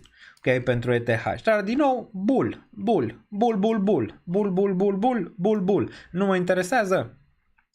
Merg înainte cu teoria pe care o am pe ETH și că l-am dat face all-time high și va performa mai bine decât Bitcoin cu probabil $80.000 preț. Până atunci nu mă interesează neapărat să vând atât de mult ETH decât în prima fază ca să-mi rebalansez portofoliu peste 5.000, similar cum a făcut Bitcoin, posibil să facă și Ethereum odată ce atinge all-time high și atunci aici mă va interesa să vând un pic, un 10% din poziție. Dar restul aș vrea să o las bine. bine. Și ulterior, desigur, cu poziția pe care le vând, aș vrea să reintru în ETH, adică nu mă înțelegeți greșit. Ăsta cred că ulterior va atinge 30.000, 40.000, habar n-am, dar poate să dureze 50 ani până atinge capitalizările respective, ok, de preț. Bun, 2982 aici pentru ETH și ăsta un pic sub presiune, dar nu atât de rău. Daily-ul încă sub presiune, dacă Bitcoin face pe el și ETH va face pe ea în regiunea asta de aici de jos. Ca ETH să fie bullish, trebuie să-mi rea 3241 măcar. Dacă ne uităm pe weekly, vreau să văd remontada, peste același nivel, 3241 săptămâna viitoare și atunci putem vorbi. O să avem update pentru patron zilnic, le tatonăm zilnic. Ethereum, Bitcoin, altcoin-uri, tot mâncăm pe pâine. În următoarele luni se mănâncă pe pâine ca să putem să ne relaxăm când piața urcă. 4 ore mai bine aici pe ETH. Uite, dacă am face caz de ceva, dacă ăsta e minimum și ăsta e minimum în urcare aici, vrei să vezi că se întâmplă ceva de genul ăsta și zărea regional 3072 și atunci, da, bine. Volum de capitulare pe timeframe mici ai momentan aici, dar încă nu văd buyer în control, încă nu-i văd, au încercat aici, încă nu-i văd în control. Vedem mâine ce ne arată. Acum ne uităm și la calendarul economic un pic, pare că timeframe-urile mici un pic mai bine aici pentru ETH și un pic. Hai să ne uităm pe daily cum arată timeframe-urile. N-ai niciun fel de bounce de la MACD, RSI încă în zona de jos, vedem și weekly un pic aici. N-arată nici ăsta că ajunge la chiar bearish, având în vedere că ți-a încercat cross de aici. Nerelevant, știm foarte bine că a doua ar putea fi problema. La a doua, chiar dacă nu trece de nivelul ăsta, ar putea face all-time high și peste all-time high, similar cum s-a întâmplat aici în cazul din 2021. Cât de cât similar așa, pe cele două. Bun, altceva, RSI ți ajunge la un suport un pic mai bine decât Bitcoin, dar nimic fenomenal. Ok, nimic fenomenal. Hai vedem ce se întâmplă pe 21 EMA. 21 EMA, da, 3000, am zis bine, 3200, foarte bine. 3200 trebuie să închidă săptămâna viitoare.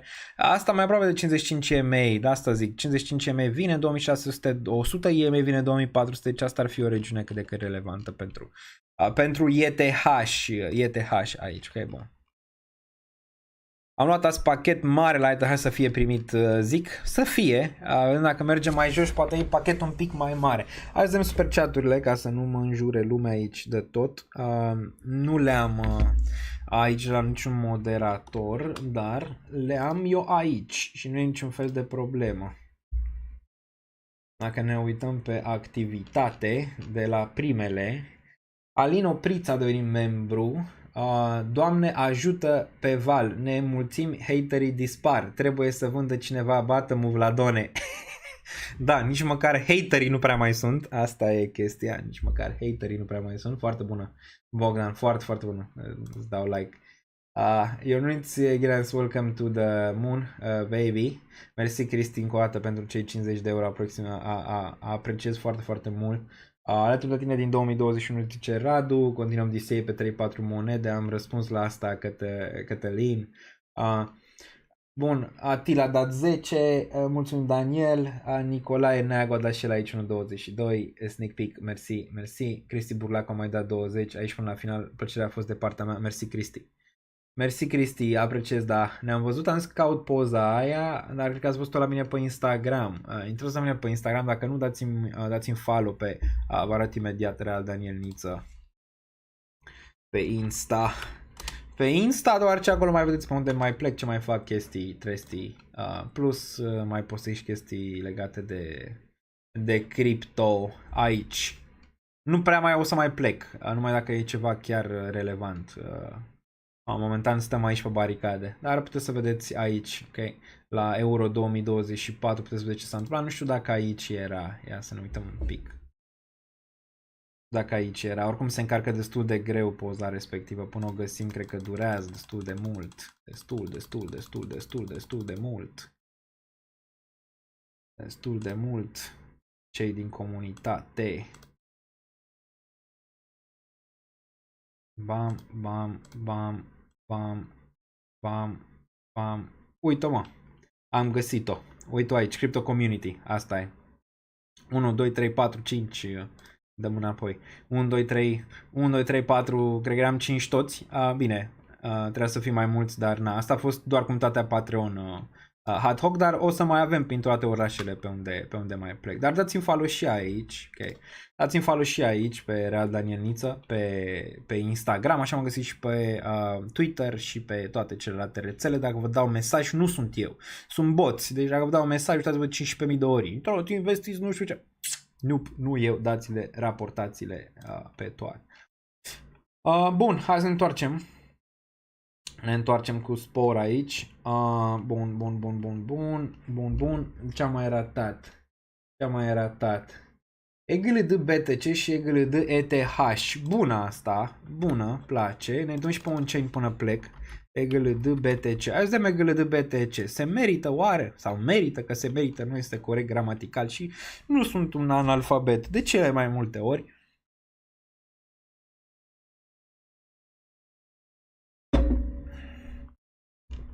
Bun. EGLD versus BTC. Da, atins zona de bounce de aici. Din zona asta, din 0042. Și era normal, țineți cont că ăsta era targetul. Aici, primar, în regiunea asta, 00414. E suficient aici că ar putea merge maxim până 0082. Vreau să văd și daily totuși, care cred că de la apoi, da. Daily bearish, că se va întoarce minim să-ți confirme 00521, dacă nu chiar și regiunea 00468 aici. Deci încă nu. Până când nu urcă peste 00615, că dacă era regiunea asta aici nu era degeaba, nu cred că poate, dar vreau să mă uit și la oscilatori un pic, să văd dacă s-a schimbat ceva. Da, uite, RSI-ul bine. Stocasticul și el bine aici, dar ți-a făcut ceva. Vedem că ăsta are tendința din bottom să se ducă direct în top. Zice că da. Uitându-mă la oscilator, zice că ulterior, după ce face pullback-ul, va încerca regiunea de 00845. Deci e posibil să performeze mai bine în continuare ca Bitcoin în perioada viitoare. Foarte interesant. EGLD versus ETH, cum arată aici. Imediat. EGLD Ethereum. E și ăsta într-un potențial bottom. Ăsta arată și mai nasol. Wow. Was is das? Was disas? Adică cineva aici avem încercare de bottom, dar observ că n-a putut să închidă peste regiunea de 0014 totuși. Reacție bună. Dar reacțiile astea întotdeauna se termină cel mai multe ori cu asta. Pentru a-ți confirma, deci termen scurt nu, dar termen median ar putea și ăsta să facă o surpriză aici. Interesant moneda românească. Bine. Interesant e gold aici versus ETH și versus BTC. Not bad, da. Not bad, ceva au găsit acolo. Au găsit ceva în market makeri. Bravo. Aplauze. Mai departe. Poți să-ți trim portofoliu, am răspuns la asta, nu prea am cum să-ți dau opinii, să verifici DM. Poți să intri în zona aia de 1 la 1, uite-te pe Patreon, că ai acolo, deci putem discuta. Să verifici DM, te rog, numele că e pe YouTube, mersi. Să verifici DM, te rog, numele că... Unde? Artur, unde să verific? Nu știu unde mi-ai dat. Mă uit, dar acum sunt pe live, dar nu știu unde mi-ai dat. Salut, la exit cum alegi și pe ce? La exit cum alegi valoarea și procentajul pentru sell alts? De cele mai multe ori am 3-4 zone, la fel cum am și pentru DCA, similar. Toată 10%, toată 20%, depinde foarte mult cât au crescut. Dacă au crescut foarte mult, un pic mai mult, dacă au crescut mai puțin în primă fază, ok? Dar asta, ținta e să am un target și până targetul ăla să vând 70-80% din moneda respectivă. Și o să vedeți asta în timp real, când o să se întâmple. Ionuț Brânzei, mersi pentru super chat, salutare părere, sau USD pe termen scurt, unde săptămâna viitoare. Sau USD, bun, deci aur presupun, nu? Sau USD. Imediat ne uităm. Gold.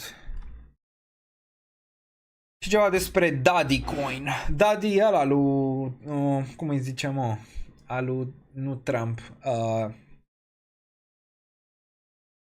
Tate, alu Tate. Astea sunt foarte manipulate, aveți grijă cu ele. Nu să nu faceți bani, dar să nu fiți voi cei care dețineți bug-ul. la final când se face exit-ul.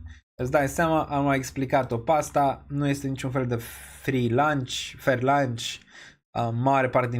Probabil mare parte din anturajul lui deja și-au băgat botul de la început în moneda respectivă și dețin foarte mult din supply. Bun, dar poate să ruleze bine pe termen scurt median. Why not? Până când se face exit-ul. Bun, aurul, da? Aurul, da? Aur merge bine, S&P-ul merge bine, Bitcoin is trash. Zici că suntem din nou în noiembrie 2022. Borâm pe tastatură. Bine, probabil va testa 2418. Anotăm pe daily, chiar bine. Da, bull market va continua aici. Asta ai vrut să vezi de la Bitcoin. Deci asta vrei să vezi de la Bitcoin săptămâna viitoare. Asta vrei să vezi. Okay. Asta ți-a ținut range-ul. Aici plecat în același timp, aprilie cu Bitcoin. De aici ți-a ținut range-ul. All-time high. All-time high.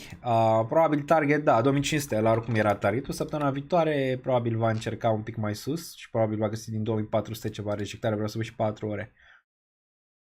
Da, 4 ore pare că ar vrea un pinch în 2415 aici. Da, frumos. Frumos. Vine și ziua noastră, domnilor. Nu vă panicați că vine și ziua la criptomani. Când se vor bucura și ei, nu numai Goldbugs și S&P 500, 15 miliarde.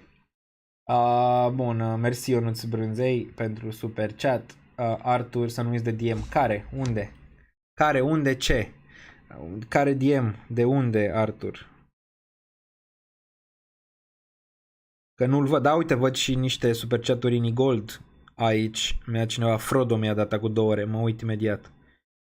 Și da, mă uit.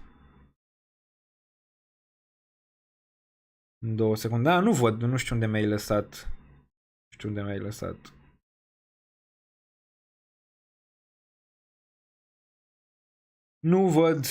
Nu văd nimic de la tine, sincer. Bun, hai să intrăm pe X-Portal. Daniel Niță mă găsiți pe X-Portal. Și acolo se primește pachet. Bun, hai să vedem aici ce am ratat. Un super chat de la Frodo. Pe Forex, la un ATR de peste 100, stop loss-ul e 100 pips. În cripto cu ATR de 2000-3000 poți folosi ATR pe stop loss? Se poate. Dacă da, la cât pips pui astfel de valori? Greu de extrapolat. Din punctul meu de vedere, e greu să gândești cu mentalitatea din Forex în mentalitatea de cripto. Adică nici poți să raportezi la pips, la... Nu prea merge. Adică la începuturi mă gândeam și eu așa. Dar nu merge. Iau-o simplu pentru cripto. Adică iau-o simplu. N-are niciun fel de rost să gândești așa, când lucrurile sunt destul de simple pe cripto. N-are rost să gândești în termeni de Forex. Deoarece nu merg așa. Dar înțeleg unde vrei să bați, având în vedere că am tranzacționat Forex în trecut. Dar n-aș. Adică n-aș gândi așa. Sai, hai. Facem. Sai USD. Bun. Hai să vedem la Sai ce se întâmplă aici. Închidem OSCit și tu închidem astea. Închidem treaba aici. Bun. XAI s-a dus rachetă planetară. Are vreo șansă la ceva? Riscul. Iotel riscul. Asta e. A picat sub regiunea de 51 de cenți. Asta e riscul tău. De care am vorbit. Acum, se mai oprește până acolo. E posibil să mai încerce o remontadă aici. 50 ceva un pic. Înainte de dezastru, dar după cum vezi, ai avut un buyer aici, dar nu suficient, atâta 90-21 EMA. Asta îți frumuseți de shortat aici, odată ce urcă nivelul 0.43, odată ce urcă în 0.36. Frumusețe aici pentru shortat, cu toate că la un moment dat clar va urca peste 90-21, dar din nou cred că va găsi corecție. Ăsta, am mai zis planurile, deci cu astea, planurile sunt în felul următor. Da, considera că este acumulare aici. Acumulare range-ul ăsta 0.6, 0.7, 0.5.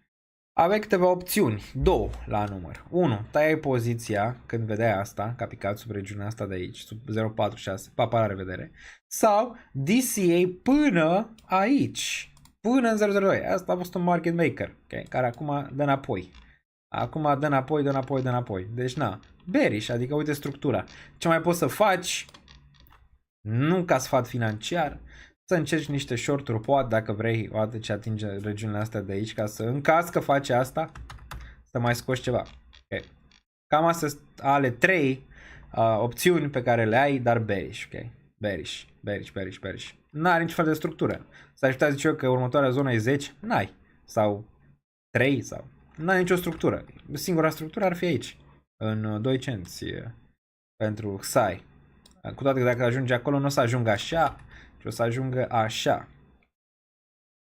Ok. Bearish în continuare până când nu reia 0.46055 XAI, din păcate. XAI are și unlock. Da. Hai să vedem Axelar.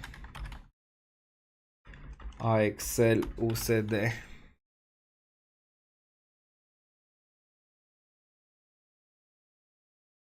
Deci nu e de intrat în SAI acum. Păi te-ai uitat la grafic.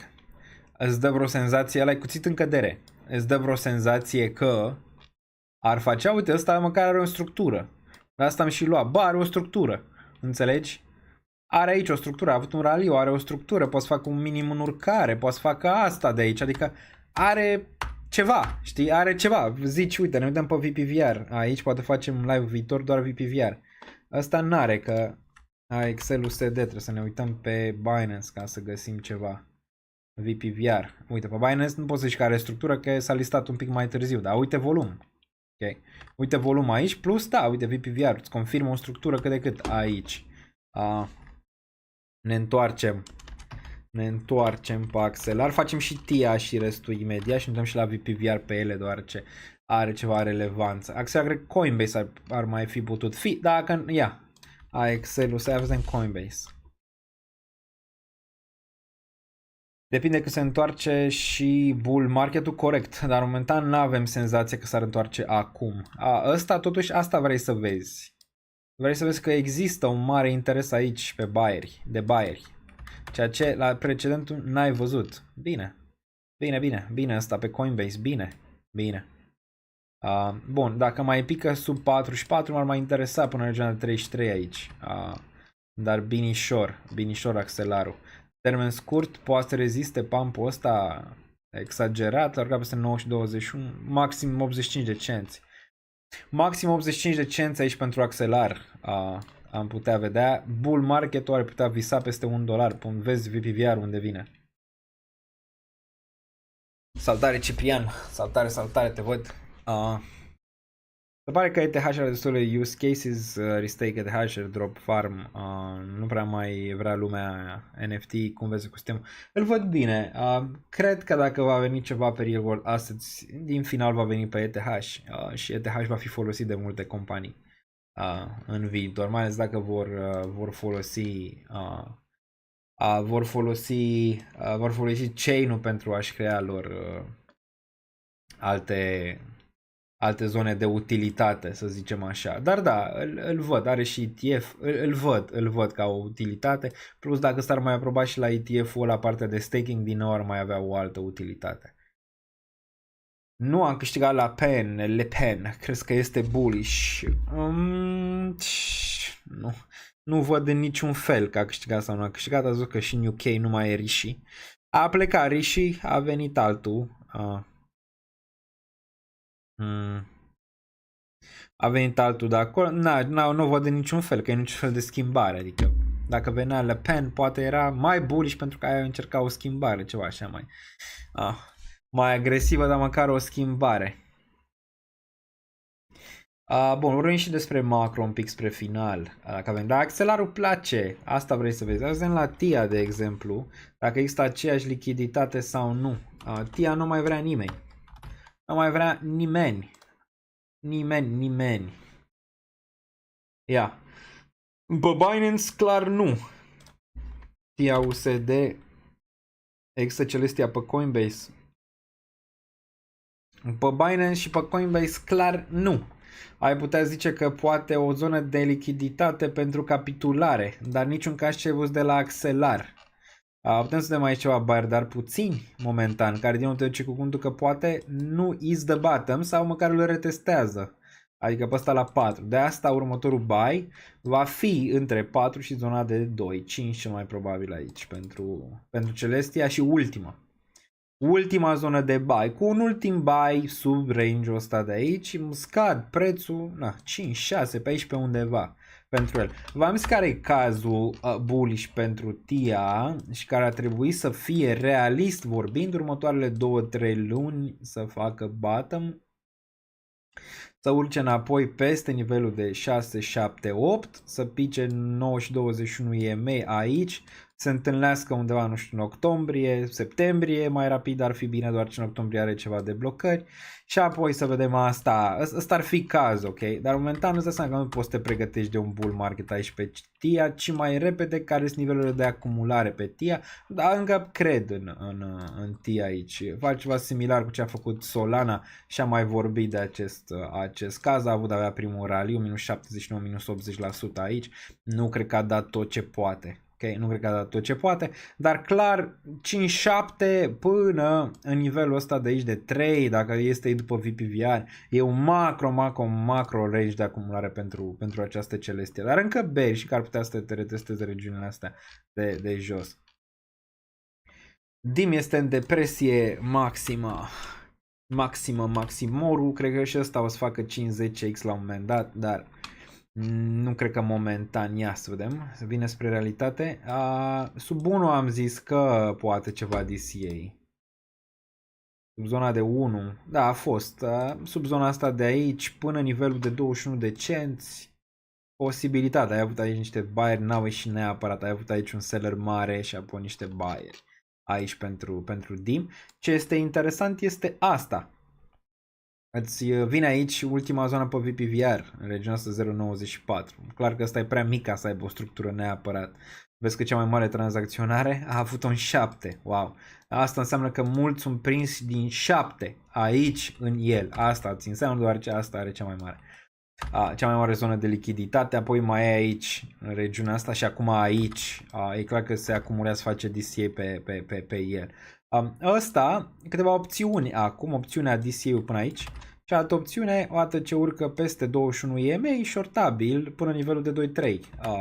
Ok, bam, rang, bang, hang, ok, pe ăsta, dar na, la un moment dat când va pune bottom și n-ai încă o formațiune de bottom, formațiunea de bottom vine când urcă peste 2-4 sau măcar testează 2-4 și face ceva de genul ăsta, asta probabil va face 5x măcar.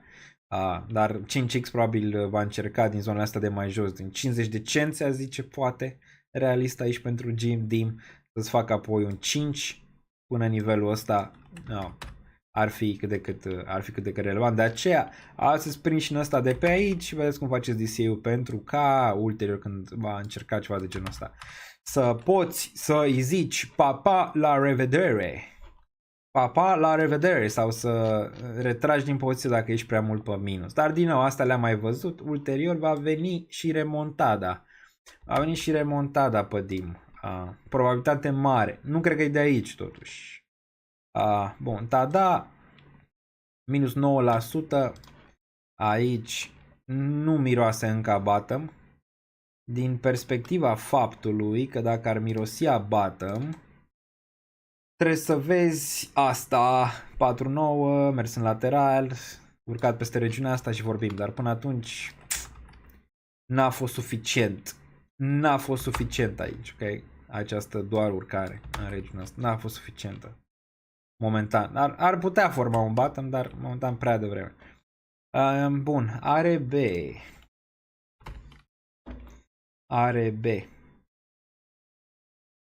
Arbitrum.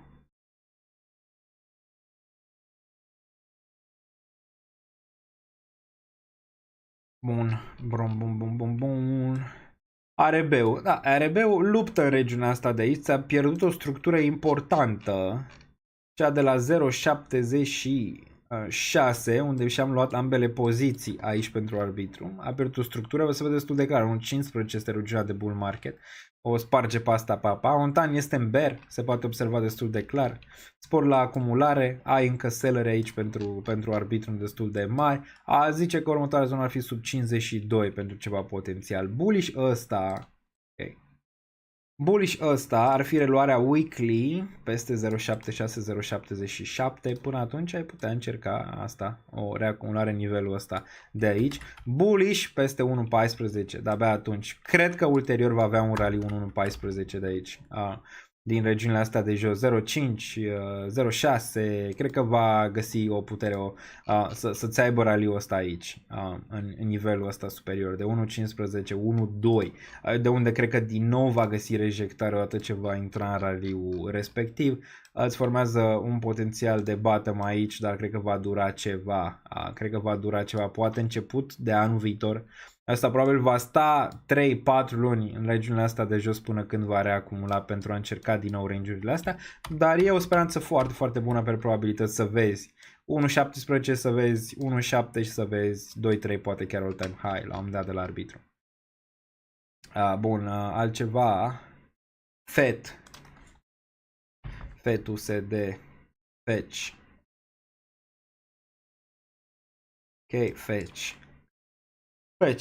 Bearish în continuare, face fetch ceva diferit, nu? Luați istoria fetch, am mai repetat-o, minus 98% aici, minus 81% aici, minus 79% aici, minus 95% aici, minus 70% aici, momentan încă nici măcar nu e în medie. E la minus 69, da, minus 69, minus 70%. Ar mai avea minus 80, ar fi regiunea de 0.68, care da, range-ul ăsta mă interesează. În continuare, aici am răbdare, 0.53, 0.72. Ok, ăsta e range-ul, încă e probabil, poți să observi aici 200 moving average, are 100, cred că e probabil încă regiunea respectivă atâta timp cât ăsta arată așa și sellerii sunt în control. Până când urcă peste 1.8, sellerii în control, targetul este la de jos, uite pe VPVR și arată ce bine arăta mai devreme și încă arată regiunea de 0.71, 0.53, mai desigur regiunea de 14, da? Hai să dăm un zoom out aici pe VPVR, să vedem care sunt regiunile,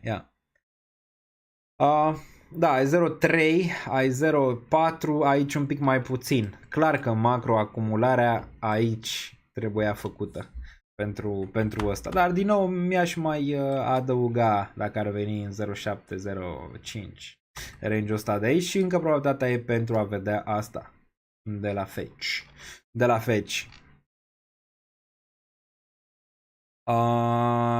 Saga.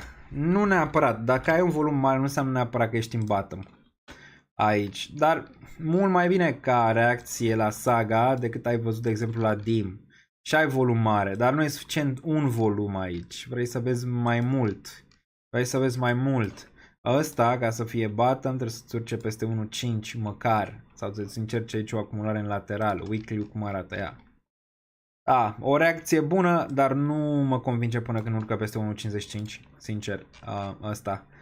1.55 și apoi 2 și apoi putem vorbi de bottom și arăta așa, eu vă zic cum ar putea arăta bottom-ul. Aici, așa ar putea arăta bottom, ok? Poate o ultimă încursiune în regiunea asta și apoi sus. Momentan nu, dar îl ținem sub observație, încă ar mai putea avea încă un leg, da, uite aici ce inegalitate masivă are asta. Oribilitate și ăsta în continuare aici. Azi de manta pe care sunt sub apă. Singura așa care sunt sub apă din astea noi. Sub apă nu mai pot să respir. 0.81 aici pentru manta. Portofoliul de risc. Bearish în continuare.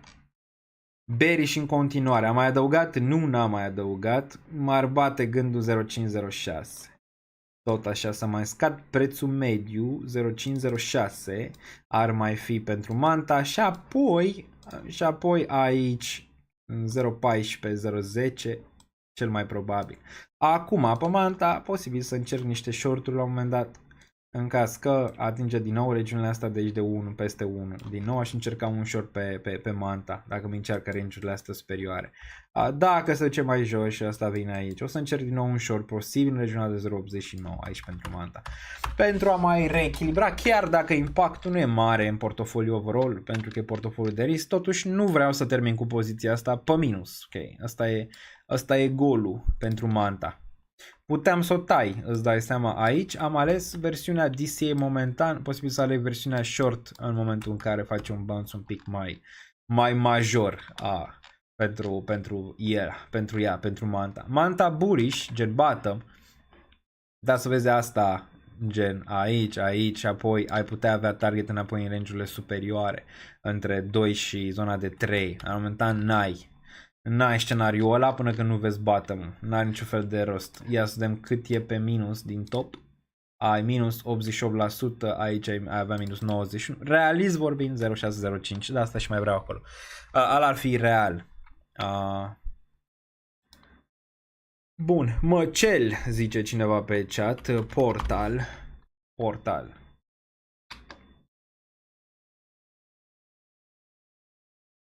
Ce preț vezi pe Manta? Să că BTC merge la 40k? Nu neapărat, dar ar face sens cu Bitcoin în 44, 48. Nu neapărat că dacă Manta vine acolo, Manta ar putea să scadă mai mult, nu? Să ajungă în nivelul ăla. Portal 36 zicea ceva dacă poate să atingă înapoi 43, regiunea asta de aici. A avut o tentativă azi, puteai să tai poziția, zic eu. 38 de cenți. Din 43, nu știu cât leverage aveai în el, dar puteai să măcar să reduci poziția, erai doar minus 12% pe minus aici, dacă ai intrat prost în poziția respectivă. Dar nu știu pe ce considerent ai luat neapărat o poziție de long în regiunea asta de 43. Acum știm foarte bine cum se joacă astea. Ești în trend descendent, astea ce joci? Short, adică în niciun caz nu vrei să te raportezi la un long aici, pe Portal. Portal mai are până în 0,5, cred că zona asta aici va găsi și el un bottom și ulterior va testa 0,85 cel mai probabil. Va veni un bounce mai puternic într-o lună, o lună jumate, poate chiar mai devreme, vedem. Dar acum probabilitățile să-ți urce mai sus sunt. Ai putea să vezi, vreau să văd oscilatorii un pic, da. Ai cât de cât ceva acolo, vreau să văd 1 hour. 1 hour pare bearish, pare că în primul fază vei vedea 0.34 aici și poate de-abia apoi o remontadă la nivelul ăsta 0.39-0.4. Okay. Dar nu intrați în poziții fără stop și o idee clară. Eu sunt nou, zice Radu. Radu, ești nou aici? Nu cred. Din ianuarie 2024. Iar portofoliul meu este pe minus doar 25 și tot nu panichez deloc. Bravo, Radu. Bravo. The trend is your friend, corect. Și trendul nu s-a schimbat momentan pe niciun alt coin de ăsta care pică grav. Solana. Mai avem 4 minute, trebuie să oprim live 3 ore. E deja, mamă, când au trecut. Nu știu când au trecut. Dar informația cred că a fost una din nou calitativă să vă ajute. Și o să fiu aici când e nevoie mereu. Până la final. Solana și arată bearish atâta timp cât. Chiar că a venit un buyer aici mare. Degeaba. Până când urcă 157, încă poți să vezi nivelul de 193. Între 100 și 93 aici pentru Solana. Și aici poate ceva remontada din nivelul ăsta pentru Sol. Azi din ce crește, scade și ce am ratat așa pe analize. Da, ne-am uitat. Ondo, uite-l minus 10%. Așa, Ondo și ENA. Ondo, să se ducă, momentan nu vreau aici, cu toate că asta era o regiune, sub 76 a zice, sub 76 ar putea fi o zonă de business, aici 0,76, 0,59, ar putea să uităm un pic pe VPVR, VPVR îți vine foarte, foarte bine aici în 0,76, apoi nu mai e nimic până nivelul ăsta, ăsta ar fi foarte bun, desigur dacă ar veni nivelul de 0,32, se poate realist, vezi un seller mare care a venit aici pentru Ondo, hai să vedem un Fibonacci pe Ondo și ne uităm imediat. 2 secunde. Dacă sunteți pe Patreon, mâine facem Mega Market Update. Deci încă mai puteți lăsa cererile pe ce vreți să vă analizez ca și altcoin-uri. Dar pe ăsta nu știu dacă avem neapărat acum, că are aici, nu știu. Cred că de aici ar fi relevant un Fibonacci, dar nici ăsta nu cred că ar face mare sens. 78.6 ar fi regiunea 0.46, 0.5, dar ar fi pe aici. Vedem, n-am așa încredere mare cât am în ENA un pic mai bine, ăsta și ceva de blocări. A zice sub 0.76 până 0.59, poate ca primă zonă și apoi DCA până zonele astea de 0.24. ENA. Etena. Where you are. Etena, da, Etena, prima poziție luată după calendar aici, nu are prea mari deblocări, realist vorbind aici, următoarea probabil sub 0.28 și vedem de acolo. Dar asta ar putea fi tentativa pentru Etena aici, care nu cred că și-a spus ultimul cuvânt. Clar că momentan în portofoliu de risc, aș vrea, dacă merge mai jos, să o adaug și în portofoliu de bază. Dar asta ai vrea să vezi în mare parte, să dea înapoi tot ce a luat, minus 77%, aici avea minus 80%. Deci ar fi cât de cât decent. Cosmin Neg, welcome to the moon. Welcome to the moon, sir. Deci asta pare din nou într-un range cât de cât de acumulare, mai bine ca Ondo. De asta am și poziționat aici, la fel și accelerar mai bine ca Ondo. Ondo în așteptare. În așteptare. BNB-ul. Cred că încheiem cu el. Deja 3 ore. Încheiem cu el aici, cu BNB-ul. Teta, facem și teta, poate.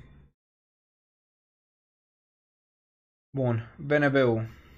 Se ține bine încă peste prețurile mele medii. Pe bear market-ul ăsta am un 260 preț mediu. Overall, prețul mediu nu știu să-l calculez, dar probabil e undeva pe aici. 60, habar n-am. Doar ce am și vândut o bună parte din BNB pe primul bull. Dar a ținut portofoliu bine. Bine, dar până și ăsta poți să vezi aici. 512 n-a putut, pare că merge mai jos, adică 423 ar putea fi un target realist. Suntem și pe weekly. Da, zona asta 447, 430 în continuare, RSI n-a atins încă zonele relevante.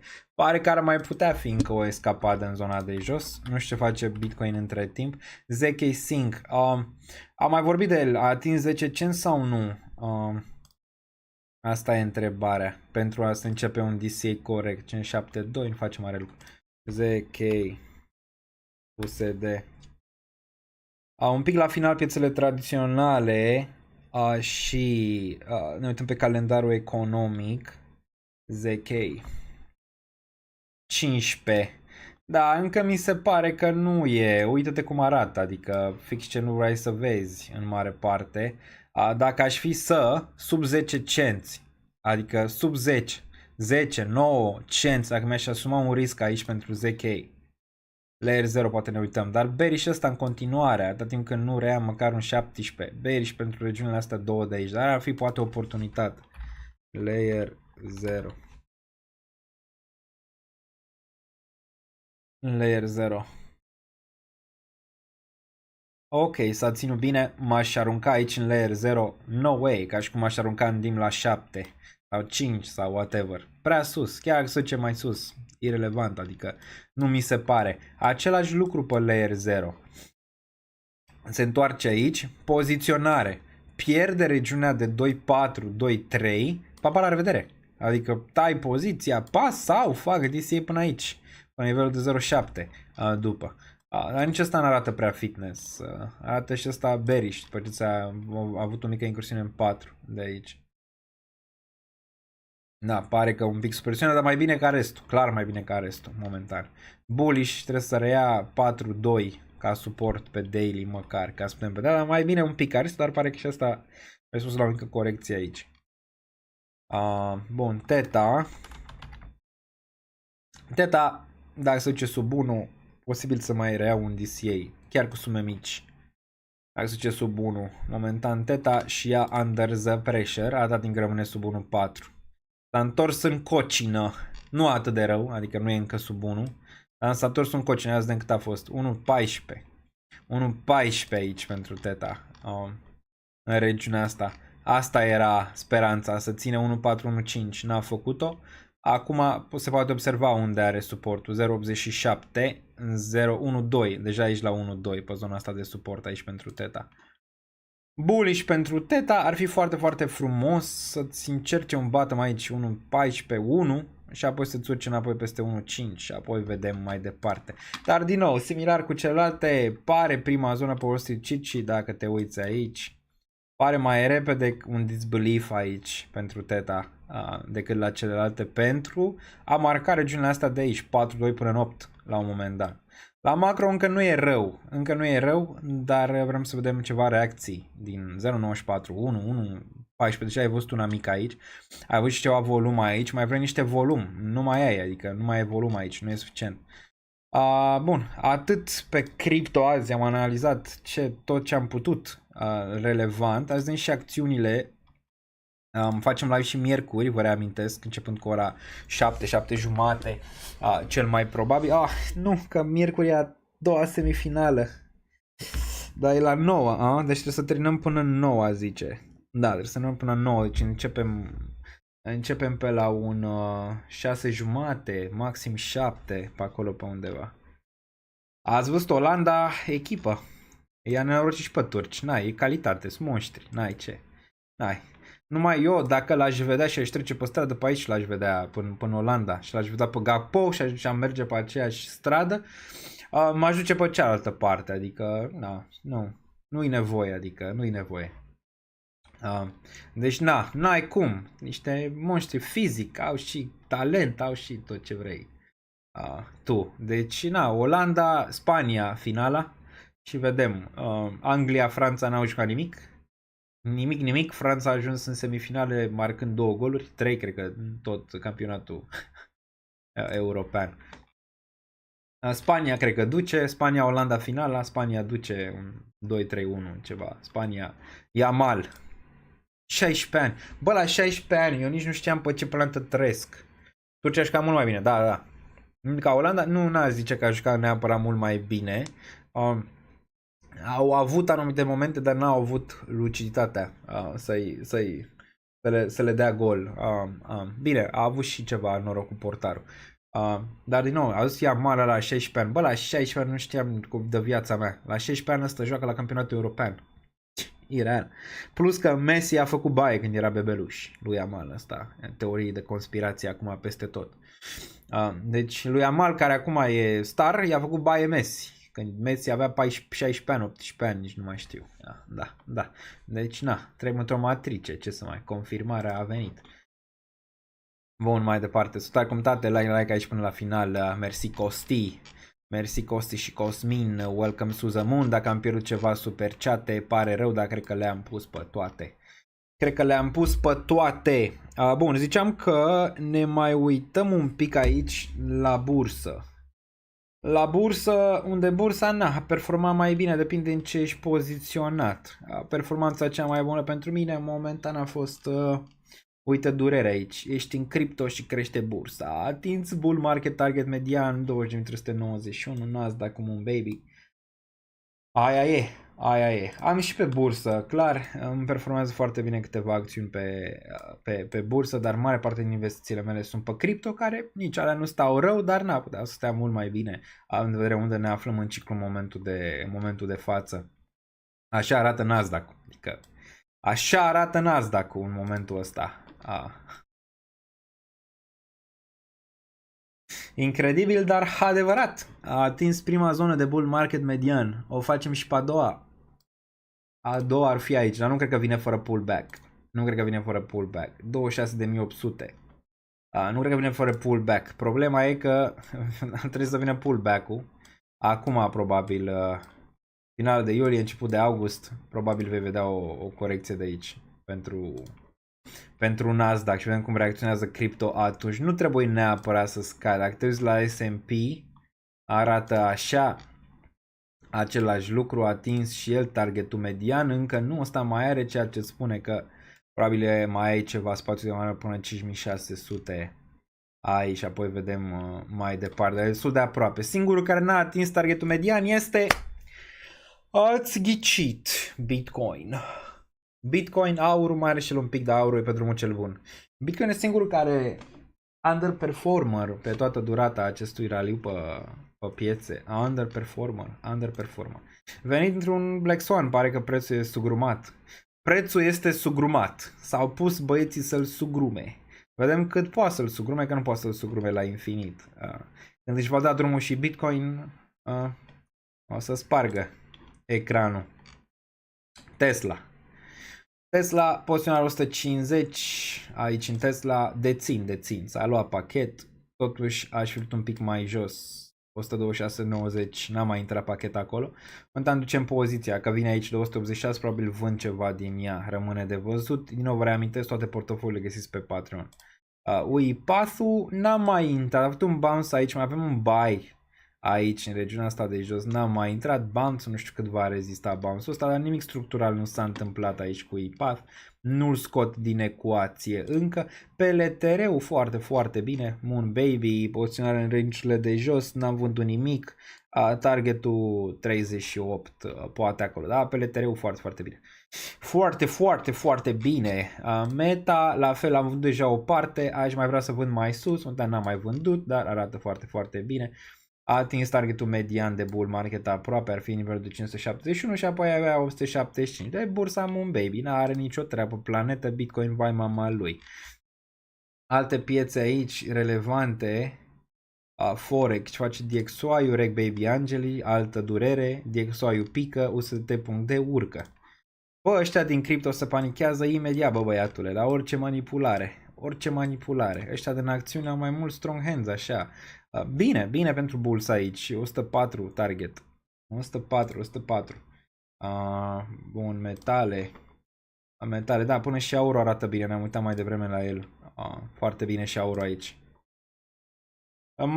Mai adaugă te mai uiți la piețe tradiționale, mai adaugă și cele la partea asta de depresie, nu? Treasury bonds, TLT-ul urcă, doar asta ar putea arăta că ceva e fishy. Doar ce astea sunt pe capitulare aici, momentan. Fishy. Bun. Commodity, până și comoditățile urcă. Aici, face bottom mai devreme. Vedem dacă rea neapărat are 610, până atunci nu. Orange Juice-ul crește și el, au așteptat 75 de ani să crească, uite că n-a crește. Crude oil 82 la rezistență, gazul natural un pic la rezistență. ARK îți arată de fapt ce se întâmplă dacă ne uităm pe ARK aici, unde e? ARK. De fapt, așa arată partea de risc din piață. Și pare că are un uptick. Da, ARK dețin. Puteți să luați de pe eToro. Dețin și arată bine. Dar dacă observi aici, încă ești în zona de bear market bottom. Ok. Astea sunt companii, asta ARK, acest fond, ARK Innovation ETF, acest ETF are numai acțiuni de asta speculative, al lui Cathie Wood. O să observ că da, e formațiune de bottom. Cred că ulterior va veni aici 73 până 95. Dacă vă interesează mai ceva mai puțin speculativ, ăsta e ARK, e în bottom în continuare, poziționare de aici. Pentru mine, cred că s-a face foarte, foarte bine, dar poți să observi că mergi cât de cât spre un risc. Ești acolo, vrei doar un breakout peste nivelul ăsta și atunci revine riscul în piață. Se pupă foarte bine cu septembrie, octombrie, noiembrie. Bun. Cam atât pentru astăzi. Nu luați de pe eToro că vă trimite raport la ANAF. Toate trimit raport la ANAF, domnilor. Inclusiv Binance, inclusiv Coinbase, toate vă cer chestii ca să retrageți bani, toate, nu mai există aproape niciuna care să nu vă ceară. Bun. Exact, toate trimit la ANAF, brother, tot. Și Revolut, și acum și cripto, că s-a reglementat, tot, nu mai scapi, s-au pus, nu mai.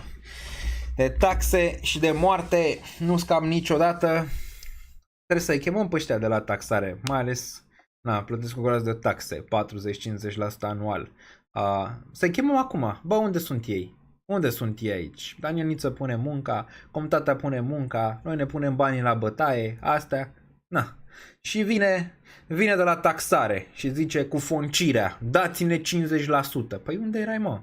Unde erai acum, când suntem de 3 ore și 15 minute pe live? Unde erai tu cu taxarea? A? Unde erai? Nu erai, am înțeles. Trăim într-un sistem în care, desigur, te împinge mai mult să nu muncești decât să muncești, să investești mai puțin sau spre deloc decât să investești, ca să poți să stai acolo în cerc. Aia e, bine. Ne auzim, Stay Safu, dacă vă place aveți toate linkurile în descriere, aproape ne apropiem de 1000 de like-uri. 1000 de like-uri aici, găsiți toate linkurile în descriere, de la Patreon la danielniță.ro shop, dacă vă plac tricourile, hanoracele, toate le găsiți acolo. XFi-ul găsiți și pe la ei, sponsorul canalului criptomonede, puteți cumpăra. NordVPN-ul aveți și pe el acolo, aveți și Bybit, aveți și Binance, aveți și ETF-urile de pe eToro și acțiunile de pe eToro.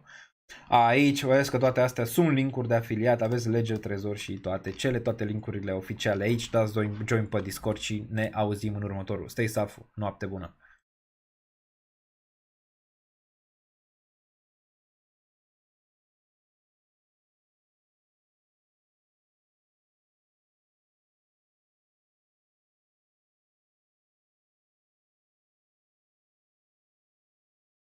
Welcome.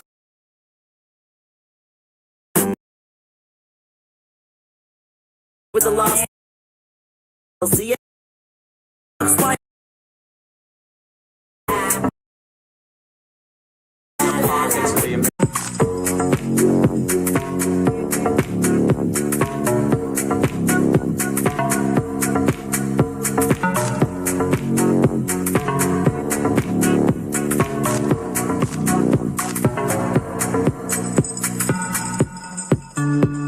Banii, să nu vă, încă nu e investit, nu e cheltuit. Nu mai am niciun leu.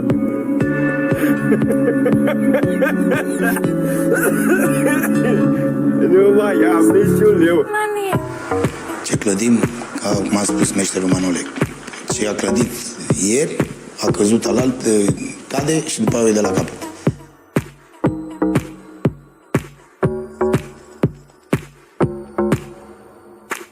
Două, trei vorbe, bună seara și... Bravo, Bobe! Două, trei cuvinte și... Bravo, Bobe!